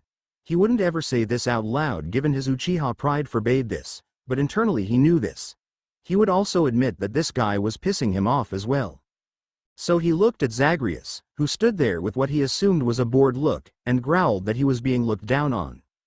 He hadn't spent so many years training to have someone that wasn't even from their village or a shinobi for that matter look down on him. So he quickly went through the hand signs he needed before he blew out a fairly large, yet steady, stream of flames. They were large to the point they covered nearly half the arena itself, to the point that dodging would be difficult. Even if he did, Sasuke was prepared to attack while Zagreus was in midair since he couldn't dodge after jumping. But that is not how this played out. Zagreus had seen the flames coming towards him and quickly summoned up his shield of chaos in its base form to block the flames. Lightning and water were the two elements he had full control over after so many times being gifted power from his two uncles, but fire was another thing. Sure, he wouldn't die from it given his immortality, but he was a warrior and had trained to dodge attacks as well as deflect as was needed. So those instincts caused him to whip out his shield, and as expected the flames didn't do anything other than flow around it so that Zagreus was not hit with any of it. He didn't stop there though, since he moved his leg a bit back and readied himself. Once he was in the right position, he rushed forward towards Sasuke, who couldn't see this given the amount of flames he was spewing out, so he didn't see Zagreus rushing him like he was now. So it came as a complete surprise to Sasuke when Zagreus appeared in front of him and slammed his shield into him hard. This caused Sasuke to be forced back a bit, but Zagreus then threw his shield like a discus and it knocked the wind out of Sasuke since it hit him square in the chest as it did.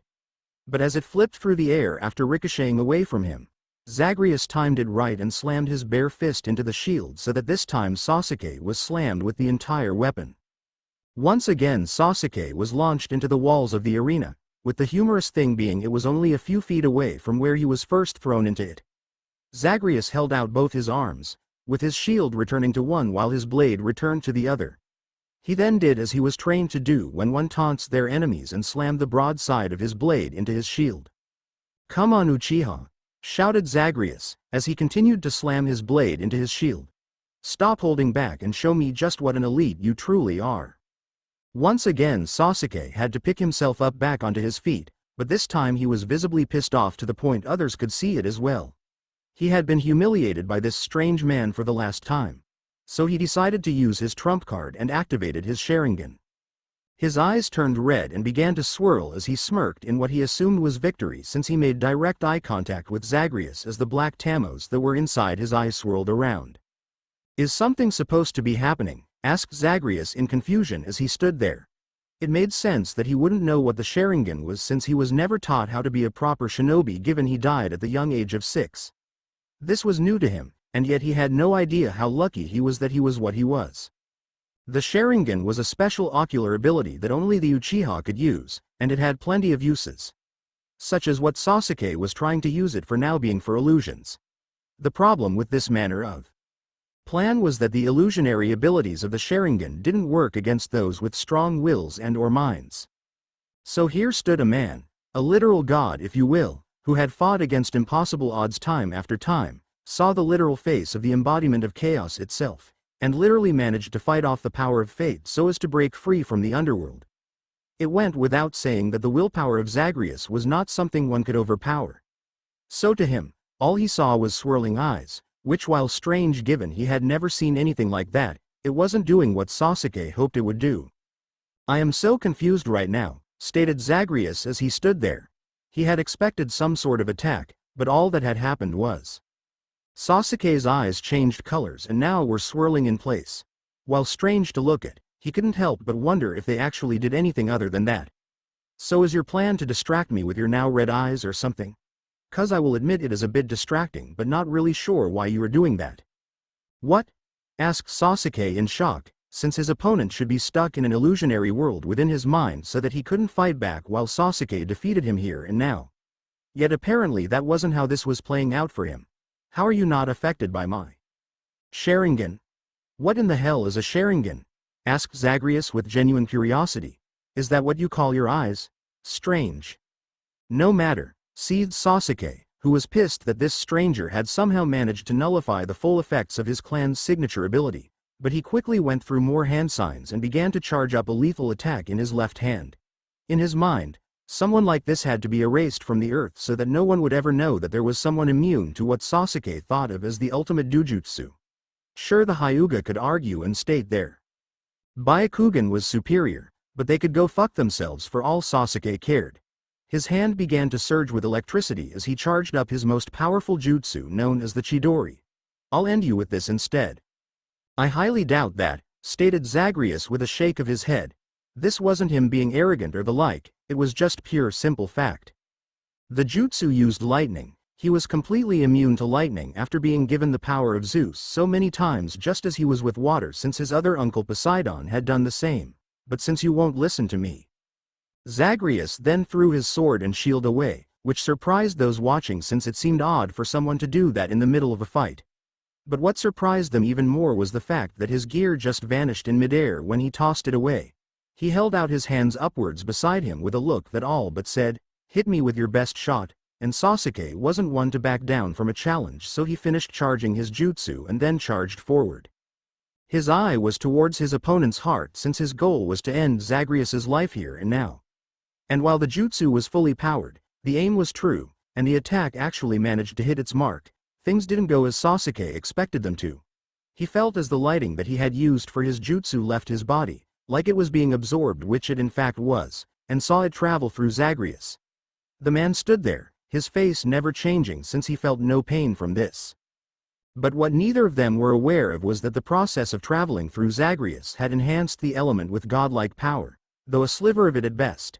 And as the lightning traveled through Zagreus, it made its way towards his hand, and once there he formed it into a fist and punched Sasuke hard in the gut. Sasuke was in a tremendous amount of pain from the blow alone, with him puking blood showing those watching that this man was not pulling his punches here.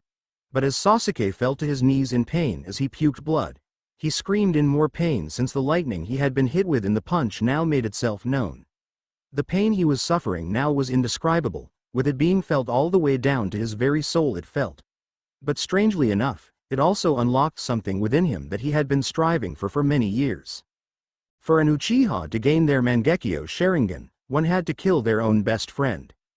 The act of betrayal morphed their eyes into their ultimate form, and as such they became stronger for it. Sasuke's eyes transformed into the Mangekyo Sharingan, not because of doing it the way all the other Uchiha who acquired it did it, but because since the lightning he was struck with was magical in nature, it was something that collided against chakra itself. Zagreus could not use both at the same time, it was either magic or chakra, yet Sasuke has a surge of magical power coursing through him, and it was that power that changed his eyes as it exited his body painfully.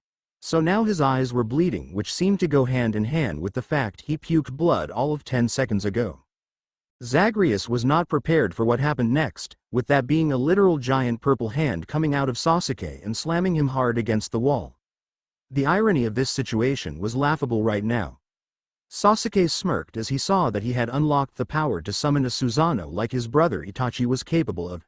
This would only aid him in his quest to kill Itachi so as to avenge his fallen family. While so far he could manage the one arm, what seemed like some sort of rib cage surrounded him in energy that matched the color of the hand so as to protect him from any sort of retaliation. Zagreus was surprised by all this. Here he was, held against a wall, and no matter how hard he struggled he could not break free. In times like this he would more than likely call upon the power of the Olympic gods to aid him, but they did not exist here so they could not help him. Yet even in this situation his mind remained sharp, and an idea popped up in his head that he felt stupid never asking himself before right now. All this time he had called upon the names of the other Olympic gods to grant him power. But what if he called out his own name for his own power? Well, here goes nothing, said Zagreus with a chuckle, in the name of Zagreus. The people who were spectating, who were now so happy they did since they got to see this amazing fight that was taking place in front of them, all saw a reddish flash of light, and then it vanished just as quickly as it had appeared. But what they saw next caused them all to go pale in the face. There stood Zagreus, his eyes shining bright, yet that wasn't what they paled at. It was the fact that he had 9 spiritual tails behind him that were swishing back and forth. For many of those who came to spectate today's event, they recognized the demonic energy that was now flowing out of this strange man. It had been the bane of their existence for 6 long years, and when they had killed it they had celebrated all throughout the village. But now here it was again, somehow alive, even though they had killed the brat when he was 6. The people grew scared and feared some sort of retaliation, so they all began to flee since they knew they were no match for the Kyuubi if it began to rampage. They were only citizens, not shinobi. Well, this is new, said Zagreus as he looked at his hands. He saw what seemed like a crimson-colored extra layer of skin that had sharpened claws at the tips of his fingers. He seemed like some sort of feral beast, like the Minotaur was, with the intelligence to go along with it as well.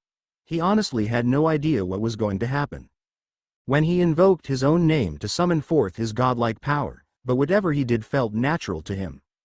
As he stood there, a plethora of images entered his mind all at once, mainly of the demon whose power he had inherited and what it had gone through until his death that killed the beast as well, since their souls were linked together. And he saw one particular memory that made him smirk a bit since it was perfect for right now. So holding out his hand, he used the chakra in his body to construct an orb that was swirling violently within his hand, which he then rushed forward with, far faster than he had thought he could move, and slammed the orb into Sasuke's protective cocoon. The cocoon tried so hard to hold out against this attack, but given the god wielding it, it didn't last for very long and quickly began to crack to the point it then shattered like glass.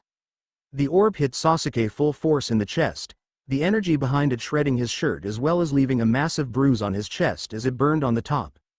The scarring would be very visible for the rest of the young man's life, but that was beside the point given right now the attack also caused Sasuke to fly into the air at an angle, all the while spinning fast before he slammed hard into the wall behind Danzo in the cage booth.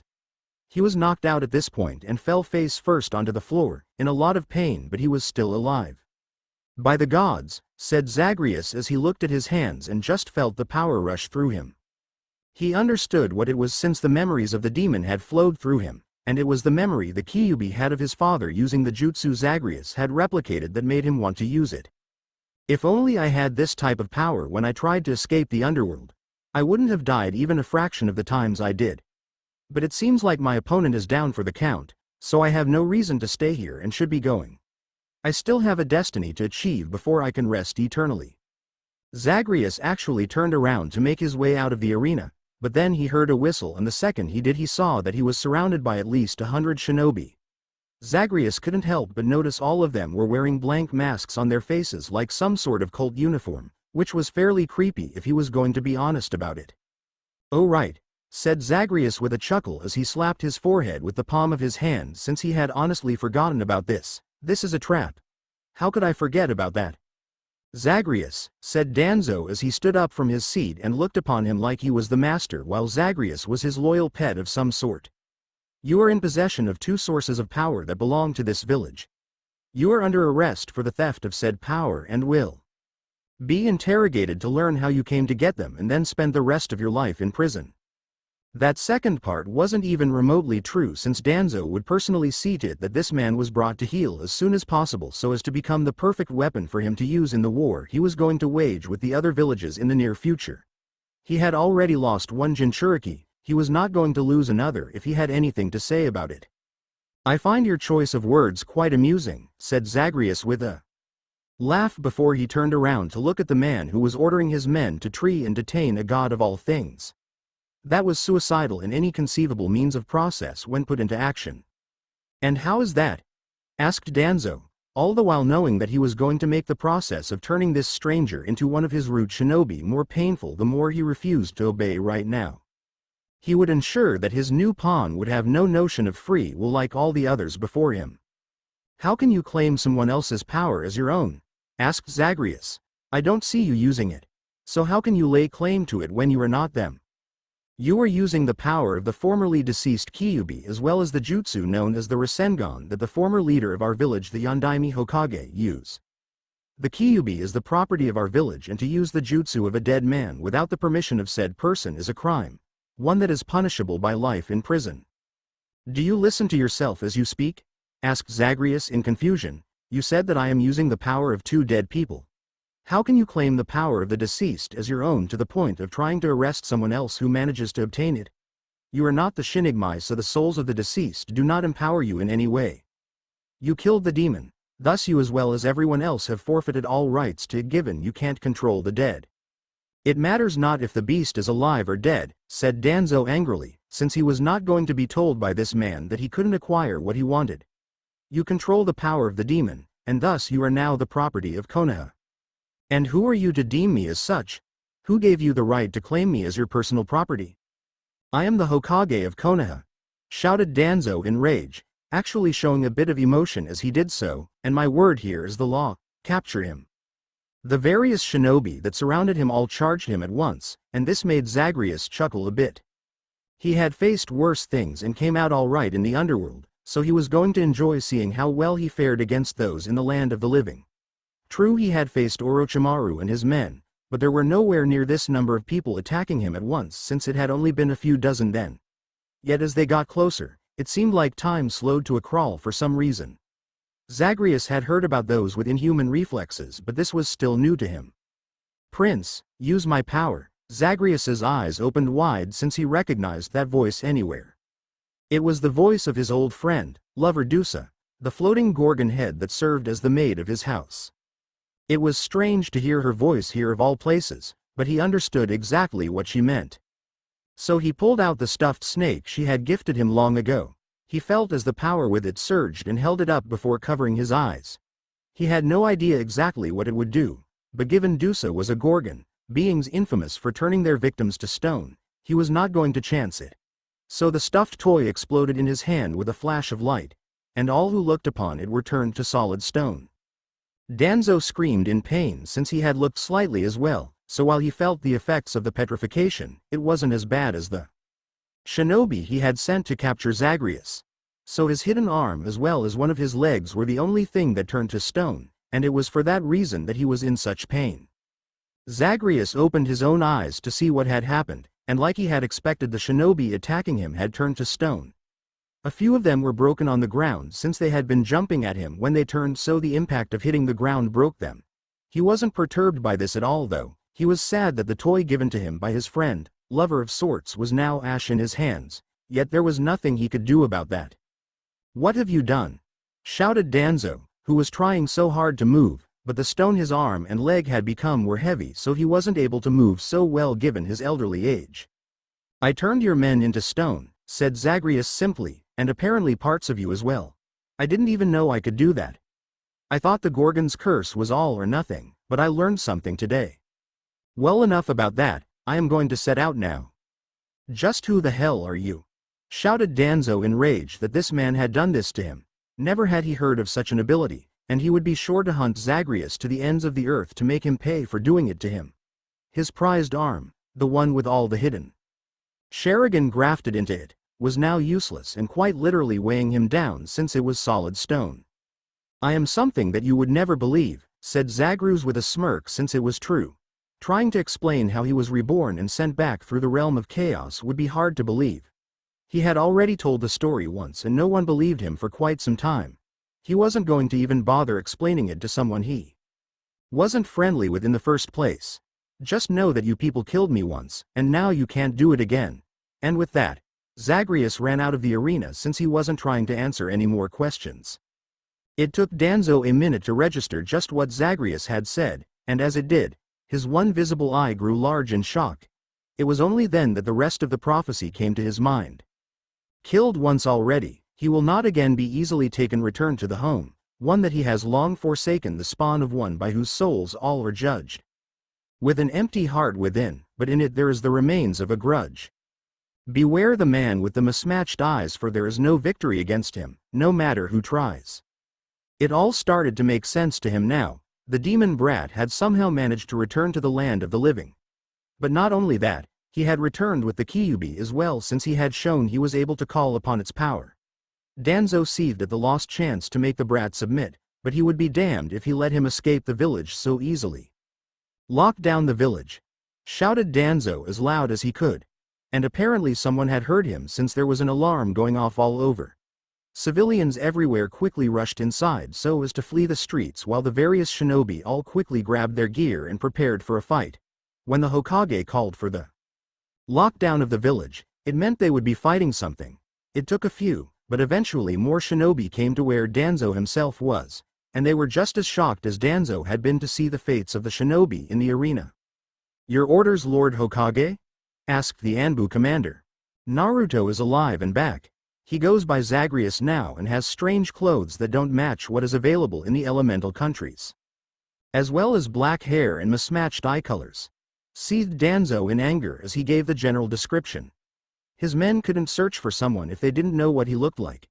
Even though he said Naruto, he didn't look like he had in the past, so they wouldn't have found him with that alone. "Capture that brat alive. Use any and all means to accomplish your goal." "By your orders," said the commander before they all scattered to find the demon brat. They all questioned how he had returned to the land of the living since he had been killed when he was 6, but now was not the time to ask questions. The village was put into lockdown, which meant the seals on the walls surrounding the place were activated so that no one could leave or enter. The brat might have done some sort of miracle to come back to life, but he was not going to be able to escape this place as long as the barriers they erected held. And since they were made with the strength to hold of at least one Biju bomb, he wasn't leaving anytime soon. Zagreus had heard the alarm and knew he had to hurry if he was going to make it out of the village in time. But unfortunately he was too late, since the doors leading out of the place were all sealed shut. He smacked the wall, but the force he put into the punch was sent back towards him and pused him back. "So some sort of reflective shield, huh?" said Zagreus more to himself than anything. He was familiar with such things since Athnia had gifted him that power many times when he wanted it. "Now how'd I get out of here?" Zagreus stood there to think, but he didn't really get to think for long, since he was spotted by several shinobi who called out to the others that their target had been spotted. "Apparently I am going to have to add fighting through waves of shinobi to the plan." "Well, that works for me, really." Zagreus saw the shinobi run towards him, and he cracked his knuckles before he conjured and equipped the twin fists. He took a deep breath, and as he exhaled, not only he but the shinobi rushing him could visibly see his breath as he did. He had infused his Weapons with the power granted to him by his grandmother, Demeter. With it, he had full control over the temperature so as to make it below freezing. So with his weapons now imbued with the element of ice, he rushed forward and began to attack his enemies. The shinobi who tried their hardest to detain him as ordered were in no way prepared for what they would experience right now. Zagreus was far quicker than they had thought, and what made it worse was that whatever his weapon touched froze solid instantly, and if that wasn't bad enough, the force he put into his punches literally shattered them the second after it did. The last surviving shinobi fell back onto his ass as he looked in horror at this monster of a man, who continued to breathe in a fashion one could see his breath. The shinobi crawled backwards, all the while surrounded by the frozen shards of what used to be his comrades, yet he didn't make it far. Zagreus held out his hand towards the man, and the last thing he saw was a dark blue beam hit him before he froze solid, the terror on his face forever immortalized as he was stuck there frozen in ice. "Why did I do this to myself?" asked Zagreus in thought as he stopped with the enhancement of his weapon. "I had everything I needed first thing this morning. I could have just left and went on my way, but no, I just had to participate in the tournament. Curse my warrior's spirit. I blame Ares for this." But while he was not surrounded by enemies right now, Zagreus knew that that could change any second. So he needed a place to think of a plan to escape this village. He could only assume that all entrances were sealed shut as well as heavily guarded, so he would have to think of another means to get out. The problem was he was drawing a blank here. So he would find a safe place to think about it, and luckily for him he had one, since his home was a place no one else could enter since they weren't namikaze. So donning his cape once more, since the magical effect of being unseen would work perfectly here, he made his way towards his destination. As he walked calmly towards his house, he saw many shinobi scrambling all over the place looking for him. They were literally looking everywhere but where he was walking, since they were looking for him by specific identifying features given to them by their Hokage. They couldn't notice him since he had them covered right now, and they weren't looking for him as he was. Zagreus had to admit the magic placed on this cloak was strange, but he was not going to argue about a gift he got from a goddess. That never worked out well in the underworld, so he was not going to piss one off here. He eventually made it to his house, and with a quick look to make sure no one was around him, which there were not, he opened up the gate and entered it. Apparently the shinobi here didn't think to look for him near the clan houses for some reason. He could only assume that they thought he wouldn't seek shelter in them since their entire clans were looking for him right now, but that was only a guess, not fact. Once the gate was closed, he made his way inside, where he quickly shut the door behind him and sat down on the couch in the living room as he took off his cloak once more. He sat there and pondered hard on just how to escape the village, and a few ideas came to mind, but they didn't seem right. He doubted he could escape through the sewers since he had no idea where those went, and so he would get lost and be running around in circles in other people's waste. He could try his hand at breaking the seals on the walls so he could make a hole to escape through. He had the knowledge left to him by his family, but even then there was such a high chance of being seen as he did it and could be attacked, making the process longer.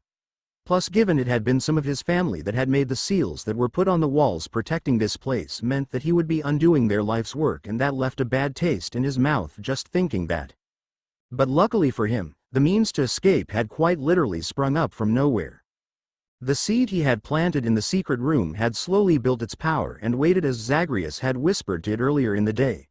But now it could wait no longer and began to grow rapidly. Zagreus felt the ground shake and then split all over the place as various roots from this tree began to appear. He smacked himself again for forgetting the seed he had planted, and then immediately was swept up by a root that emerged from under him. He held onto the tree as it began to grow massively, with it going even higher than the cliffside that had the faces carved into it. He saw as the various people were running as their homes along with various buildings were destroyed by the large roots that were still growing rapidly. By the time that the tree had reached its full height, with it being literally 4 times bigger than the face cliff itself, at least a full third of the village was overrun by the tree's roots. And to make it all the sweeter for Zagreus, the wall was damaged as well. Apparently, whoever had made the wall's defensive seals didn't account for the forces of nature itself to break them down, so they didn't activate. Zagreus smiled since he now saw the means to leave, and with that he let go of the tree from where he was. He fell quite a bit until he hit the base area where the roots curved upwards and then began to slide along them. He would admit that the fall did hurt given he had reached terminal velocity as he slammed feet first onto a solid platform of sorts, but he would walk it off easily. So he slid along the roots straight past the broken wall and away from the village. At the end, he jumped off with a laugh since it had been quite fun to slide on massive roots and if able he would like to experience it again, but now was not the time for such pleasant experiences. He was still being looked out for by the shinobi of Konoha, and he had already spilled enough blood for the moment, so he turned around and left the area. Yet what no one was aware of was that underneath the tree, under all the roots that spanned so much of the village, the magic that was stored within it began to seep into a body that lay buried beneath it. Sure, there were others there, but one in particular was absorbing the energy from the tree. And after enough energy was absorbed, the body loudly gasped for breath. I am going to leave the story there for now. Hopefully you enjoyed the latest chapter, and I wonder if you can guess who was resurrected by this tree that was blessed with power from another dimension, and if you guessed Minato or Kushina, I am going to state that you were wrong. Both of them are within the realms of heaven and are happy there since they know their son is safe and sound. I'm fairly sure you can guess who it is given the situation, but then again you might not, so I will explain things in the next chapter. Till then. Corruption purged A.N. I want to apologize to the various people who read my stories. I know it has been quite some time since I have posted any new chapters, stories, but I have been going through so much with work and home and medical bills that my mind isn't in the right place to write much nowadays. I have finally cracked that wall of a writer's block like it was a hick pane of glass. While not entirely shattered, it is enough to at least keep it going for a while. So here you go, after quite some time, the next chapter of this story. I hope you enjoy it. Also, for all the people who guessed that it was Hashirama that was revived through the power of the newly sprouted tree, you are all wrong. It had been several weeks since the escape of Zagreus from Konoha, and right now the village was rather peaceful. This might seem strange from an outside perspective given the now massive tree that had literally magically appeared out of nowhere. But while it was peaceful now within the confines of this village, the weeks leading up to this point were nothing short of a bloodbath for the now deceased citizens of Konoha. And the one who had done such a bloody deed, the new Hokage of Konoha. Their name, Mito Uzumaki. Allow me to explain how this all came about. Mito Uzumaki had been dead for a few decades before she came back from the realm of the dead, and it was as much of a shock to her that she was alive again as it was to those who saw and knew her. She had died a bit after the Second Shinobi War had ended, and she had managed to seal the Kyuubi within another Uzumaki who had come from their homeland in Whirlpool to bear the burden themselves so as to keep the creature contained. When one dies in this universe, they are immediately judged and sentenced to either heaven or hell. There are some cases where the soul is tethered to the mortal plane due to either extreme regret or rage, but the Shinigami handled those whenever those situations popped up. There is no begging or the like since there is no one to try and beg for a better afterlife to.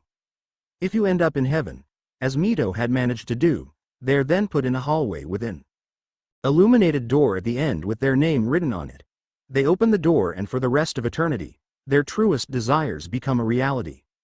For Mito, her personal heaven was living back in Whirlpool in its prime back before it was destroyed in the war. She lived with her family once more in peace and loved every second of it. But one day that all changed so suddenly in a manner she would have never seen coming even if she were to attempt at guessing it. She had been sipping tea as she liked to do every now and then. Alone under the cover of a gazebo she had her husband construct using his bloodline which had a picture-perfect view of the village. She saw the children playing, the parents going about their own business, and so much more. But then she felt the ground underneath her rumble and that caused her to focus more on whatever could be the cause of that over the view she had been savoring. Her instincts had told her to move and they were spot on too since the second, and I mean the very second she had moved from the spot, several tendrils that were made of wood emerged from the earth under where she had been sitting. At first she had thought that maybe this was some sort of prank her husband wanted to play. Hell, it might even be some sort of kinky romantic gesture, which while strange she never really thought about doing this so she might enjoy it, who knows, but she knew her husband's bloodline abilities, and this was not that. For one, the wood making up the tendrils did not radiate chakra in any manner, which her husband's did, and two, the type of wood used was just wrong. This type seemed ancient in some way, like it was older than the entirety of this village itself. She at first thought she had dodged some sort of attack, But that wasn't the case since the tendrils moved towards her and tried to grab her. She tried to leave, but by this point the ground surrounding the gazebo erupted and tendrils sprung from the earth and covered all exits from the place. She tried using a fire jutsu to burn a hole through these rapid-growing branches, but her fire did nothing to affect them. She had not been paying attention long enough for one of the tendrils to grab a hold of her leg, and once it got a hold of it, it began to pull her down. Mito struggled in vain as more and more of them grabbed her all over and drug her down into the ground, and for the first time in a long time, she felt genuine fear about what was happening. She feared for the worst possible scenario, that she had pissed Cammy off in some way and as such was now being condemned to the depths of hell itself for doing so. She didn't know since all she saw was the darkness of the ground she had been dragged down into. Any second now she expected flames and pain and all that other stuff people assumed was a main staple of hell. But none of that ever appeared before her eyes. What did happen though, was that she opened her eyes quickly as she took a sharp painful breath that was followed by her frantically looking around to see just where in the hell, both literally as well as metaphorically, she was. What she saw was not much due to the fact that not much light was getting into the area itself save a few cracks here and there, but she slowly pieced where she was. She was in the roots of a tree, and a massive one at that. That explained the roots that had dragged her from her own personal heaven, but she still had so many questions that needed answers and she was not getting them just hanging around here. She saw that she was bound by multiple roots in place, and so she carefully removed them slowly so that she didn't fall and hurt herself. She was fairly high off the ground from where she was hanging, but unfortunately the roots still holding her broke off from the added strain and she fell. Luckily though she fell into a large pool of water that happened to be there. Mito swam upwards so as to not drown, all the while continuing to question where she truly was. She highly doubted hell had water given the fiery place she had always believed it to be, so this didn't seem like hell to her. She walked out of the water and began to squeeze the water out of her hair and her torn clothes, the ones she had been buried in years ago. She looked back to see her reflection in the water she came from, and the vision she saw looking back at her stumped her. She had died as an elderly woman, and yet here she stood looking at herself in her prime once more.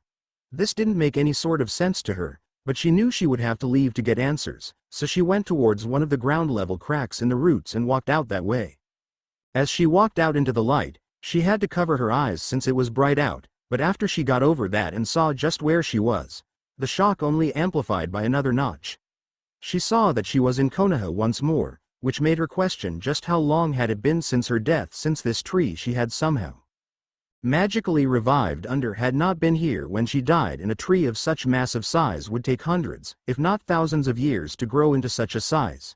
So she began to walk more towards the center of town, and as she did she saw the various people running about doing their own things with the shinobi making the rounds and the citizens still working as though a giant fucking tree hadn't just magically appeared overnight. Mito walked around for a while, all the while not a single person recognized her as she walked aimlessly. The reasoning for this is that those old enough to remember her were either dead or the three that currently were in the hospital right now. Danzo was moved to the hospital where his leg and arm were amputated off, and right now he was recovering while he had his minions doing research on just what the hell had happened to his now cut off limbs. He wanted to know if there was a way to reverse the damage done so as to get his inhuman appendages back, but for now he was forced to use a prosthetic arm and leg until he could get a solid answer for that. He was forced to stay a bit in the hospital after the artificial limbs were applied, but his shinobi were keeping the peace while he was indisposed at the moment. He met with his two lackeys to discuss future plans on what exactly to do right now. The main point was obviously the captor of Naruto, or Zagreus as he liked to call himself now, and bend him to their whims so as to make him the weapon they always wanted the little brat to be. But the day dragged on with no good ideas they could come up with to make that happen, and so both Kaharu and Homura had to leave to go home. Imagine their utter shock when they walked through the village square to go home and there stood Mito Uzumaki in her prime out of all people. They were speechless. At first they thought this was some sort of trick, but after staring for several minutes they realized she was real. She was simply sitting on a bench trying to fully come to terms with the fact she had returned to the land of the living when the two of them came forward and all but demanded to know just how the hell she was alive right now. Mito didn't recognize her younger brother-in-law's students at first, but some of the features started to click and she recognized them. This only made her head hurt more since she was forced to do the mental math in her mind on just how long she had been dead before she came back, and it seemed like it was a lot less than she had expected.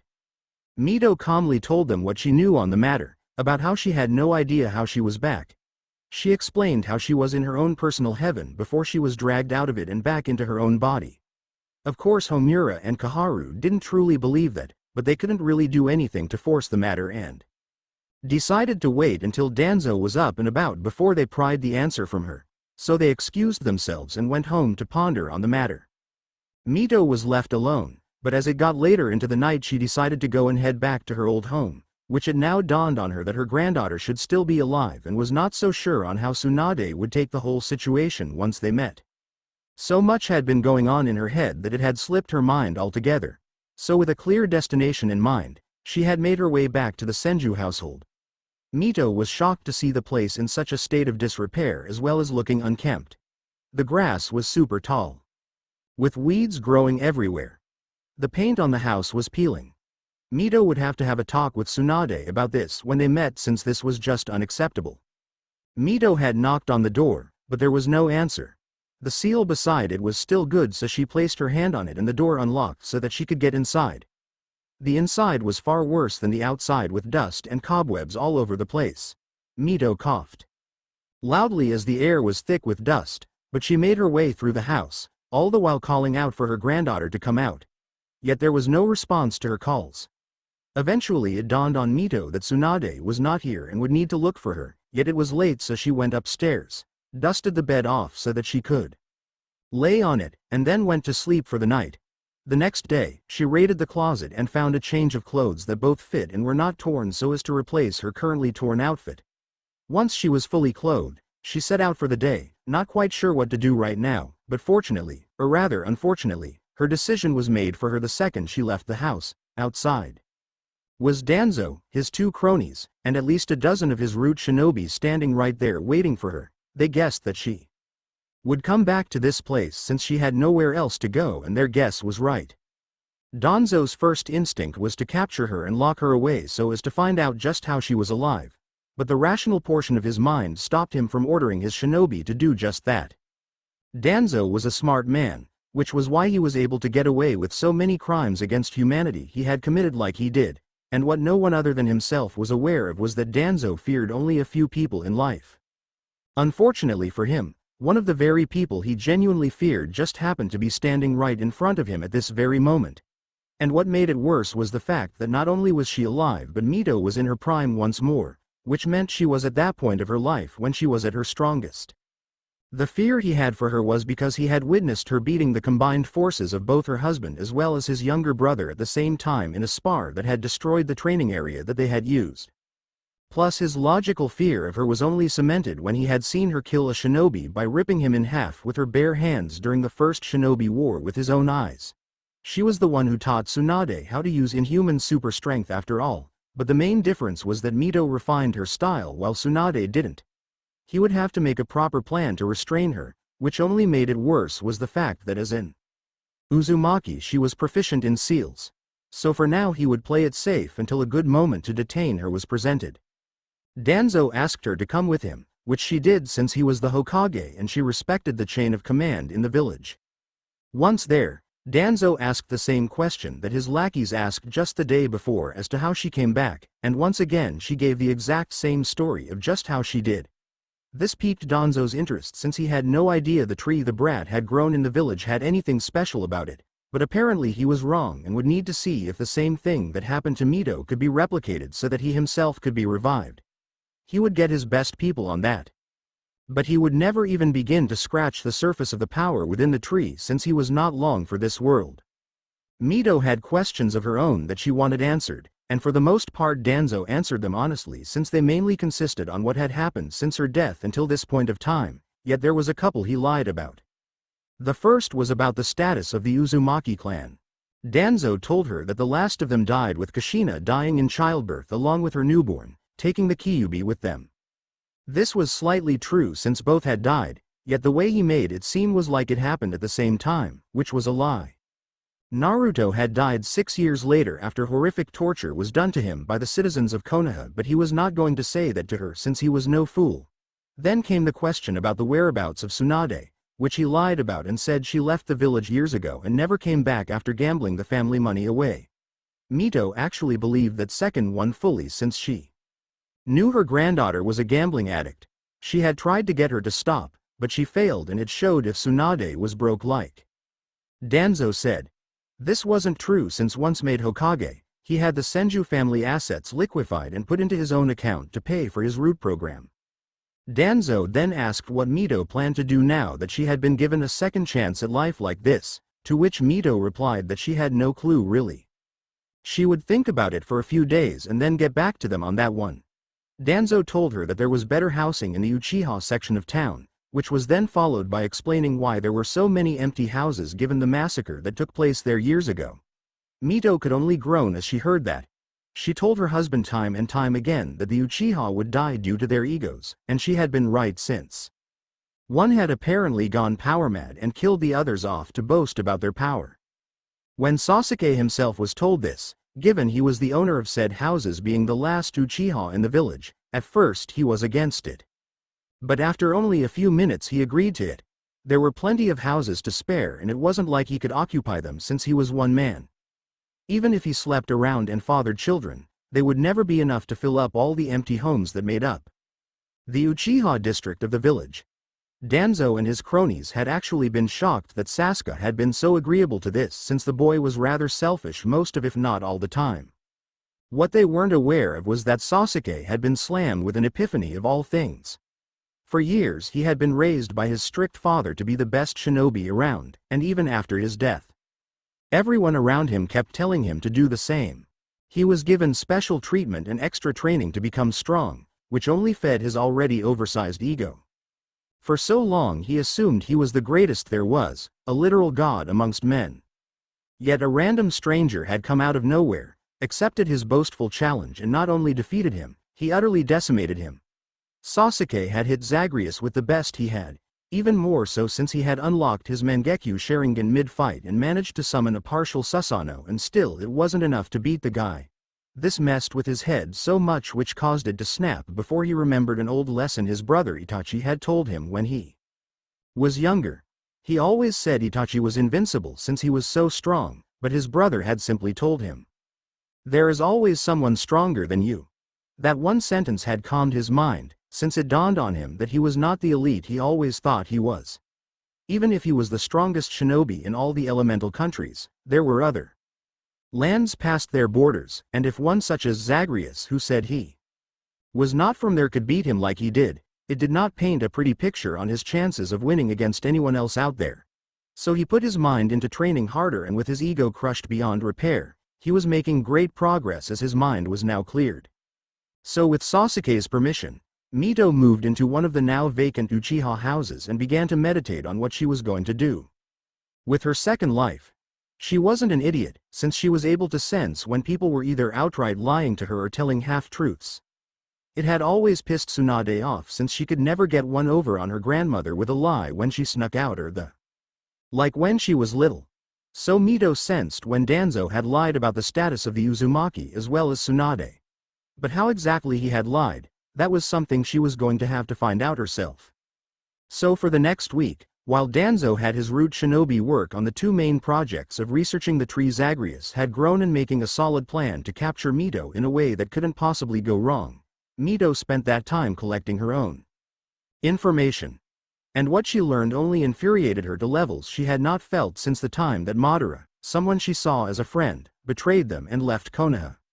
She had gone to the library to see what other historic events she might have been dead through, and the more she read the more she noticed that there wasn't a single shred of knowledge about the Uzumaki clan. This seemed strange given they were there since the founding of the village, yet all history of them seemed to have just vanished. She then walked about the village and saw that it wasn't just in texts that their history was gone, but the village itself, all Uzumaki landmarks had been demolished since Hiruzen had taken over. This only added to her fury, which then peaked when she went around and asked various villagers about the Uzumaki. The villagers were very vocal with their disrespect of the Uzumaki name. It was nothing but insult after insult about the clan that was better off dead in their eyes. They had no idea that they were insulting not only an Uzumaki, but one of if not the most powerful one to exist since their founding. But then she got to the people who spoke proudly, of their abuse against the one boy who bore the name of Naruto Uzumaki, and how they had celebrated his death when he was only a child no more than 6 years of age. At this point, Mito could not take it and decided to seek out the reasoning for their forgotten history. She didn't go to Danzo since she knew he would only tell her more false truths, so she went to the capital itself and spoke to the fire daimyo. The noble-born man nearly had a heart attack as he saw Mito. He recognized her easily since he had seen her when he was only a child when her and her husband came and spoke with his grandfather as well as his father later on when he succeeded his grandfather. After quite a few actually, deep breaths and quite a few stiff drinks, he was finally calm enough to listen to her concerns. She listed off the things she had learned in her short time coming back alive, and to say the man was appalled at this revelation was nothing short of an understatement. He had never heard about any of this. Why would the history of one of the founding clans of Konoha, one who aided them in 2 separate wars, be forgotten like that? He assured her that he had no knowledge of this since he respected them too much to forget about them. She then asked why he would appoint a man like Danzo as Hokage of the village, since from how she remembered it was given to a younger, stronger individual so as to be able to properly protect the village from threats. From what she had seen of Danzo, he was too elderly to still be in such a powerful position given his age as well as his difficulty of movement she noticed since he walked with a cane while having a prosthetic arm and leg. The fire daimyo listened to her words and actually questioned why he would appoint such a man as Hokage given those facts, but the second he began to ponder it fully, he cried out in pain as he suffered a head-splitting headache that was far worse than any other he had ever had in his life. Mito saw this and knew exactly what this was. She had known Madara Uchiha in his prime, a man who prided himself on his skills in battle as well as his Sharingan. She had seen him use it so many times to alter the minds of his opponents so as to give him the advantage and win, so she knew the signs of mental alteration via the Sharingan. This raised so many questions since what she had been told was that the Uchiha had been killed off save only 2. Itachi was a wanted nin, so there would be no reason for him to use his eyes to hypnotize the fire daimyo since he was in hiding and it wouldn't do him any good even if he managed to accomplish that feat. Then there was Sasuke, but from what little she had seen from the young man, he was the type of person to hoard power for himself. If he were to use his Sharingan to do this to the fire daimyo, he would have made himself Hokage. So since the only 2 known Uchiha obviously didn't do it, that left only 2 options. Either there was an Uchiha who was not only alive, but was manipulating events for some purpose, or the more gruesome means of harvesting the Sharingan from a dead Uchiha. She had no idea as to what method was used, but she promised the fire daimyo that she would get to the bottom of this, which he was extremely thankful for. Soon after their meeting, Danzo received a message via messenger bird that the fire daimyo used to deliver messages to Konoha faster. It basically ordered him to come to the capital to discuss the abdication of the seat of Hokage with him. This enraged Danzo something fierce, but he didn't show it. Since this was an official order, it wasn't like he could ignore it. So he left for the capital with a large group of his root shinobi as his guards and arrived a few days later without issue. The meeting between them was within a private room that only Danzo and the fire daimyo himself were inside. While inside, the fire daimyo told Danzo that his position of Hokage was to be vacated immediately so that another could take it since he was no longer the right person for the job. Danzo had visibly shown anger since he didn't like being told to give up his so prized position of power, but it was only for a few seconds that he did. He quickly undid the bandages on the side of his head, at least enough to move it away from his covered eye, to show his hidden Sharingan to the fire daimyo. He looked the man in the eye and activated it so as to reinforce the thought of keeping Anzo as Hokage. At least that was the plan, but what really happened was that a seal that was placed on the floor activated and caused chakra chains to latch onto Danzo and slam him full on bent over onto the table with his face down. Danzo struggled to break free, but even if he was in his prime he still wouldn't have been able to break free from these since Mito had made the seals herself before she had died and redrew them to make them stronger just yesterday. The fire daimyo shouted out the order for his samurai to capture and detain Danzo and his men. Of course the root shinobi that came with Danzo attempted to break their leader free, but they were stopped by Mito herself, who appeared between them and the door with a smirk as she cracked her knuckles. While Danzo had been fairly good at making above-average strengthened yet emotionally stunted shinobi that were completely loyal to him to the point of dying on his order, Mito had faced far worse than that and held nothing back. She made short work of them and saw as the samurai took them away to the underground dungeons to be questioned later. But then Mito walked into the meeting room and saw Danzo glaring sideways at her with his uncovered Sharingan eye. She once more smirked since her guess had apparently been right on the money and had asked the fire daimyo to set this scenario up so as to prove it. The fire daimyo had been furious about being manipulated by Danzo, and ordered his immediate execution for his crimes of treason. The man had roared in rage, completely foregoing the whole, no emotions, bullshit he always spouted to his root shinobi, showing the two others in the room just how much of a hypocrite he was. He then channeled what chakra he could towards a hidden seal he had on his chest. Mito saw his chest glowing and quickly understood what was happening right now. Luckily she had the materials to make a makeshift seal on her person and did just that before she slapped it hard on Danzo's back. This caused the glowing to stop since the hidden seal wasn't getting any chakra now that it was diverted elsewhere. With that taken care of, the fire daimyo had nodded towards Mito, who then proceeded to punch Danzo's head so hard it exploded with the blood and brain matter splashing all over the sidewall. With Danzo now dead, the fire daimyo had decided to make Mito Hokage, a decision that had caught Mito so off guard that this time she needed a few stiff drinks. But she accepted the position since she wanted to correct all that had been corrupted in Konoha as well as rip out all the bad seed roots and stem. So with the fire daimyo himself, Mito returned to Konoha. There the man stood in front of the people and announced that Mito was now the Hokage and that Danzo had been executed for his treason. The people had been confused on how to react to this since this sort of scenario hadn't really been something they thought could happen. But after a few minutes of confusion, there were loud audible boos since so many people had come to learn to hate the Uzumaki name due to the corruption that had settled deep in the village as well as their hatred for Naruto. Mito didn't fret though since she knew what needed to be done. She had mentally prepared for this since she came here with the man. He had offered his full assistance on this endeavor and she would use that. So with a loud whistle, the various samurai as well as the few shinobi that the fire daimyo had in his forces activated the seals Mito had given them to place at the edges of the village. The seals, once activated, caused a clear transparent dome to encompass the entire village. No one could come in nor could they come out, but even better was that the dome was actually a sphere so that Danzo's hidden root headquarters, the one that his men had spilled the beans about after Mito had erased the seal on their tongues, was sealed off as well. Mito let it be known that her first act as Hokage was to punish those who had made the village her husband had founded as corrupted as it had become, and that until those responsible had been dealt with in full that there was no escape from the village. She then left the stage along with the fire daimyo, all the while so many people began to sweat from her words. Mito had been ruthless. The first thing she did was call a meeting with both the civilian council as well as the shinobi and clan heads. She explained about what she was going to do, with the civilian side being fairly vocal about their disagreement on her actions. Mito simply told them tough shit since this wasn't a democracy and that the fire daimyo, who I remind you was standing right there beside her, had given his full support for her actions. That silenced them since they couldn't argue with that. So Mito had the civilian council leave and told the clan heads to head outside the door and come in one by one. This way, she was able to question them all individually so as to see who was truly loyal or not. She asked them the same set of questions to determine where their loyalties lied, as well as what their views on the Uzumaki were.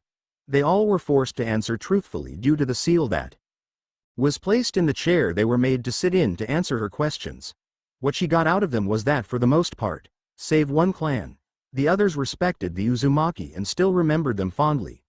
The reasoning for their erasure from the history books was through the machinations of Hiruzen, Danzo, and his cronies, which were backed up by the civilian council.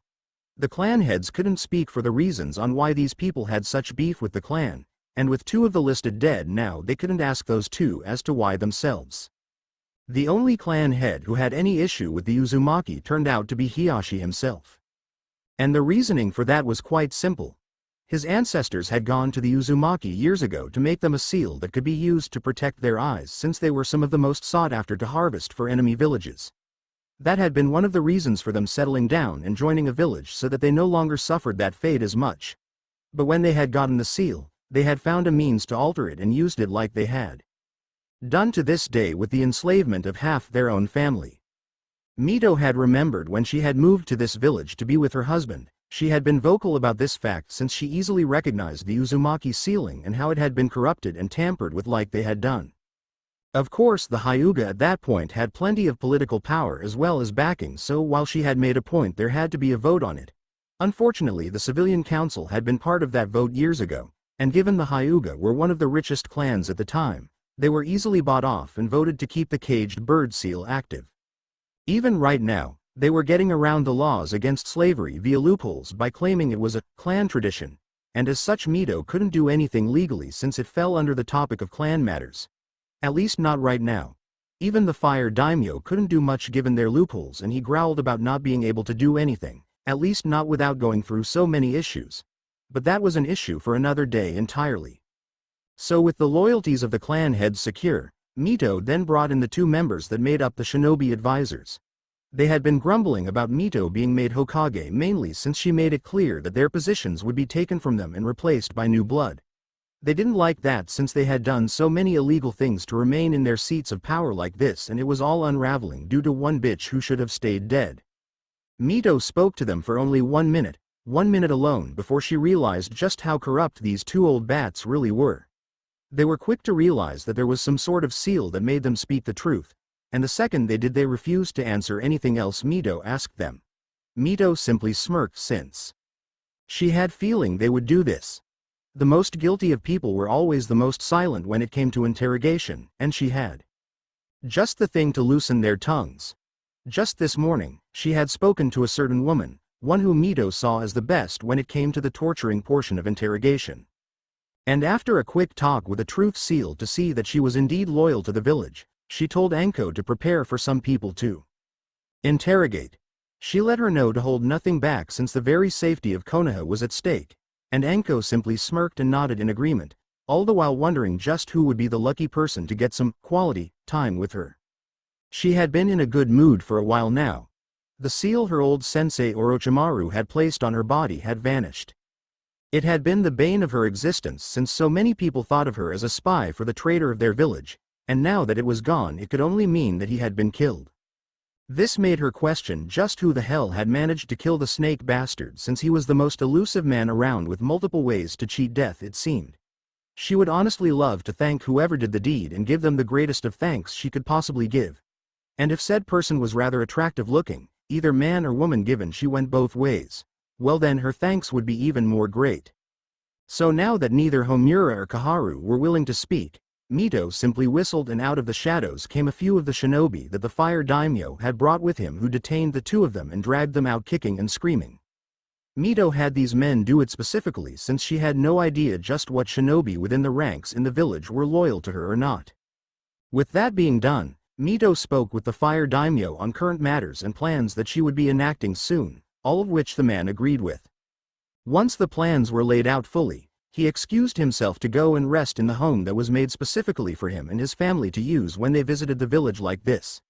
It wasn't the most glamorous place, but it was well protected by seals and had a few maids whose jobs were to maintain the garden as well as the house itself. It paid well, and since more often than not the fire daimyo wasn't there himself, it was really easy to maintain and keep clean. After the fire daimyo left, Mito waited on the reports Anko would bring her from her interrogations. While she waited, she took out a scroll and began to work on a side project to pass the time. Luckily she had just enough time to finish it when Anko and her boss Ibiki showed up with a fat folder that they dropped onto her desk with a loud thud. The thing was heavy, and it showed since there was a lot there. Mito thanked them for a job well done, which they simply nodded about and then left without a word since everything they knew was in that folder. Mito was always a fast reader, and that helped her so much right now since there was so much here.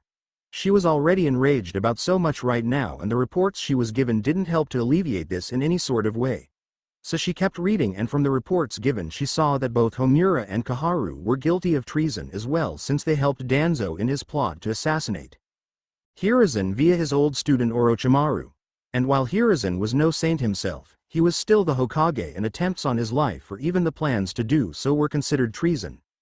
Mito stopped reading at this point since she had seen enough to know what she needed to know next and called for another meeting with the clan heads as well as a message for Anko to eliminate her prisoners, and to not make it painless since their actions had been like a slow-acting poison on this village, so they would suffer the same fate they made the village as a whole suffer. The clan heads arrived as they were expected to, albeit surprised they had been called for another meeting when they had just left one less than half a day earlier. Mito then showed them the info that she wanted them to see. Basically it was the admittance of the shinobi advisors that they performed treason, and to add to that fact Danzo had an illegally funded base they helped to get funds for under the village itself. So she called for them to rally their clans in their entirety so as to eliminate every last root shinobi that dwelled in the tunnels since they were only loyal to Danzo. They had been trained that way for years and it was permanently ingrained into their minds because of this. So with the order given, the clan heads called their clansmen to head to one of the numerous entrances that Kaharu and Homura had so generously told them about and made their way deep underground. As expected, the root shinobi in the tunnels attacked them without a shred of hesitation since they were always told to eliminate all intruders, and that was what these people were. The fight was long with at least a fourth of the shinobi on Mito's side losing their lives, with nearly just as many sustaining injuries. The root shinobi were all eliminated. The orders had been to kill them since there was no need to interrogate mindless drones that Danzo had spent years training these people into. With them dead, the various files and papers were then gathered so as to be analyzed by the IT department. Mito had of course had to interrogate them thoroughly as well, and after killing 3 members of the unit by crushing their heads with her bare hands since they were not loyal to the Hokage, the rest of them got to work, all the while sweating bullets after seeing what a pissed-off Mito was able to do. So while they worked on organizing and understanding what Danzo had been doing for years fully, Mito diverted her attention elsewhere. She had gone to her house at this point and slept, since it had been a very long day and she was tired. So after a night's rest, a fully rested Mito made her way to the Hyuga clan compound. They didn't expect her to arrive all of a sudden nor so early, but the Hyuga elders told the branch members who were on duty guarding the place to let her inside so they could speak on matters. Mito had been very blunt about her disgust about the clan and their use of a seal her family had made to enslave their own family. The elders had only scoffed at her and told her to piss off, although they said it in a far more friendly manner, but that was what it boiled down to. They knew Mito couldn't do anything even as Hokage given their political as well as financial power. But little did they know they were so very wrong. When she had come to the compound, while she waited for one of the assigned guards to tell the elders of her arrival, she had passed a note to the other one without anyone else noticing. The man had said nothing, but he pocketed the note to read later in private. He was relieved of duty about 10 minutes later, and then he went to see what the note said. The note was simply to tell one of the branch members to visit her office later when she left. The branch member could only wonder what this was all about, but he knew just who to send for this. So he told his sister, who was a branch member as well, to go see Mito when she went out to shop for groceries like she did every few days. His sister nodded and kept that to herself. She saw as Mito left and reported to the elders that she was going out to do her usual shopping. They didn't even really acknowledge her presence and simply told her to just go do it. They were still pissed about Mito and her words towards them. The female Hyuga had made her way towards the Hokage tower, all the while wondering just what she wanted to see one of the branch members for. When she got there, Mito had asked her to sit since they had something of great importance to speak of. What Mito had told her was that she hated the cage bird seal since it was a slap on the legacy of the Uzumaki given it was from their seal they made so long ago that the seal they used now even existed. She told the woman that even as Hokage she could do nothing to aid Tem since it was classified as a clan matter, nothing politically that was so. With a smirk, Mito handed her a miniature scroll. The woman unrolled it and saw a seal there. The woman looked back and forth from Mito and the scroll in confusion since she wasn't as proficient in seals. Mito had simply asked her if she trusted her. The woman nodded and saw Mito hand her a kunai and told her to cut her finger and place it on the seal. The woman hesitated at first, but her curiosity got the better of her and she did as she was asked. She felt a sudden painful jolt that surged from her finger towards her head. Mito waited for a minute as the pain passed and then explained what had happened. What she did was make a seal that cut off the ability to activate the cage bird seal on her head. While this was all she could do at the moment, she would be able to make a seal to remove the ugly thing off her head in the future. That was only if things within her clan changed for the better. The Hyuga woman had looked at Mito with shock, since she had just given her the freedom she and all other branch family members had been hoping for generations. And with a smirk she told Mito that she understood what she meant perfectly before she shook the woman's hand and left with the scroll containing the seal that would set her family free, hidden away in the inside pocket of her clothes. Mito then went to the IT department to see if they had fully organized just what illegal activities Danzo had been a part of. Those responsible for putting the pieces together were actually terrified to see her, since they knew just how she would react to what they had found out. Basically, they had taken up an entire wall with the scribblings to explain what had happened with the various proof Danzo had foolishly left behind. And they had been right to fear her rage, since when it hit it caused many to literally feel it. From the notes left by Danzo, he as well as his former shinobi advisors and Hiruzen had been the party responsible for the fall of Whirlpool. They feared the Uzumaki were growing too strong, and as the only clan capable of containing the Kyuubi within themselves, they knew that they would need to be brought down to controllable numbers, as the notes stated. It showed their plans for Kushina, and those plans were horrific to see written out, yet she never had to go through the pain they had planned for her, since Minato had fallen in love and married her. But her son was another issue, since both his parents had died the night he was born. Their horrific plans to mold the young boy into a weapon for their use were used all of Naruto's life, and it infuriated Mito so much her screams of rage could be heard by the entire village even though they were underground. Once calm enough to think, she ordered her shinobi to report for one-on-one interviews in her office, no exceptions. From there, she repeated the same process she had done with the clan heads, but with one single added question. Have you ever hurt Naruto Uzumaki? The truth seal they sat on forced them to admit it if they ever did, and the second they did, Mito killed them. No hesitation, no remorse. These people had literally tortured the last remaining Uzumaki within the village, and were so fucking proud that they had inflicted such horrors to a child. So she wouldn't care for their feelings when she killed those who hurt her family. This went on for hours, and while this happened, the branch member of the Hyuga clan had gone home and one by one showed them the scroll Mito had given them.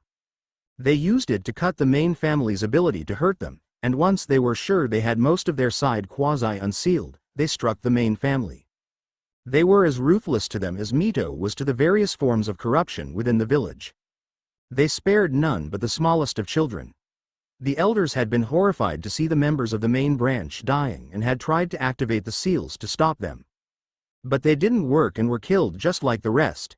This would later become known as the Hyuga massacre, and since it was a clan matter, no one could do anything about it.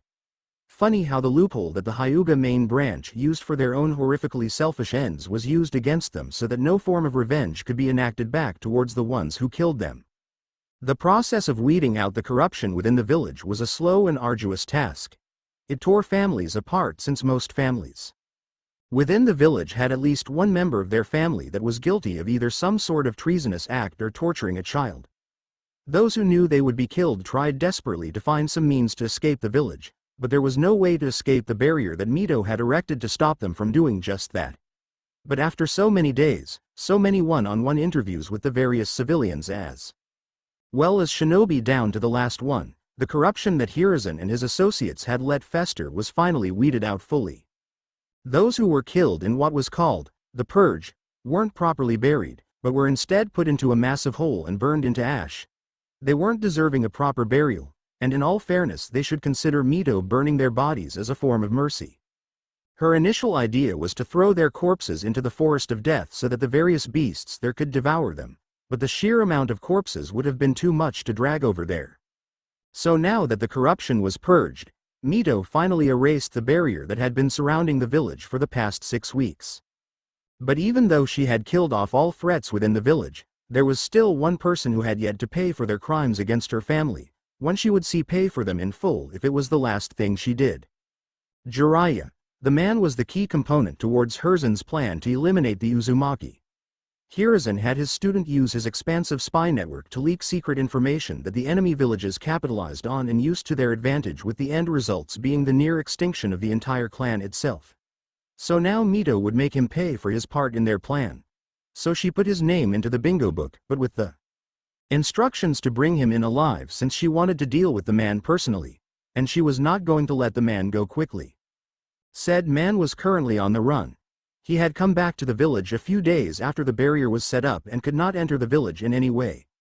Even with his knowledge on seals, he was unable to break through, mainly because his knowledge on seals paled in comparison to a Uzumaki master who specialized in them.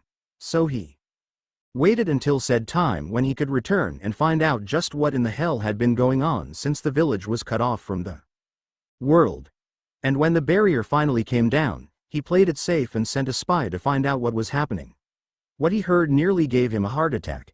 He heard about what Mito did as well as the fact that she was alive again and that there was now an active bounty on his head, which he then had to fight and kill the spy he had sent who tried to capture him for it.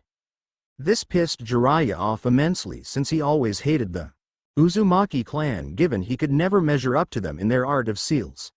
The jealousy towards them played a key role in his decision to help his teacher kill them all off in the Second Shinobi War, and he felt not an ounce of guilt for doing so. So now that he was wanted by one of the most powerful members of the clan he truly hated, he fled and planned on how to fix this whole situation. But while he fled his once home, two others were heading towards it. One who was going back, with resolve in her heart to fix her broken family no matter the cost, even if she should die trying. The other, an entity who was given one sole mission, to correct the anomaly that had recently happened within A.N. Hope you liked this chapter, even though it is mostly a filler arc kind of thing.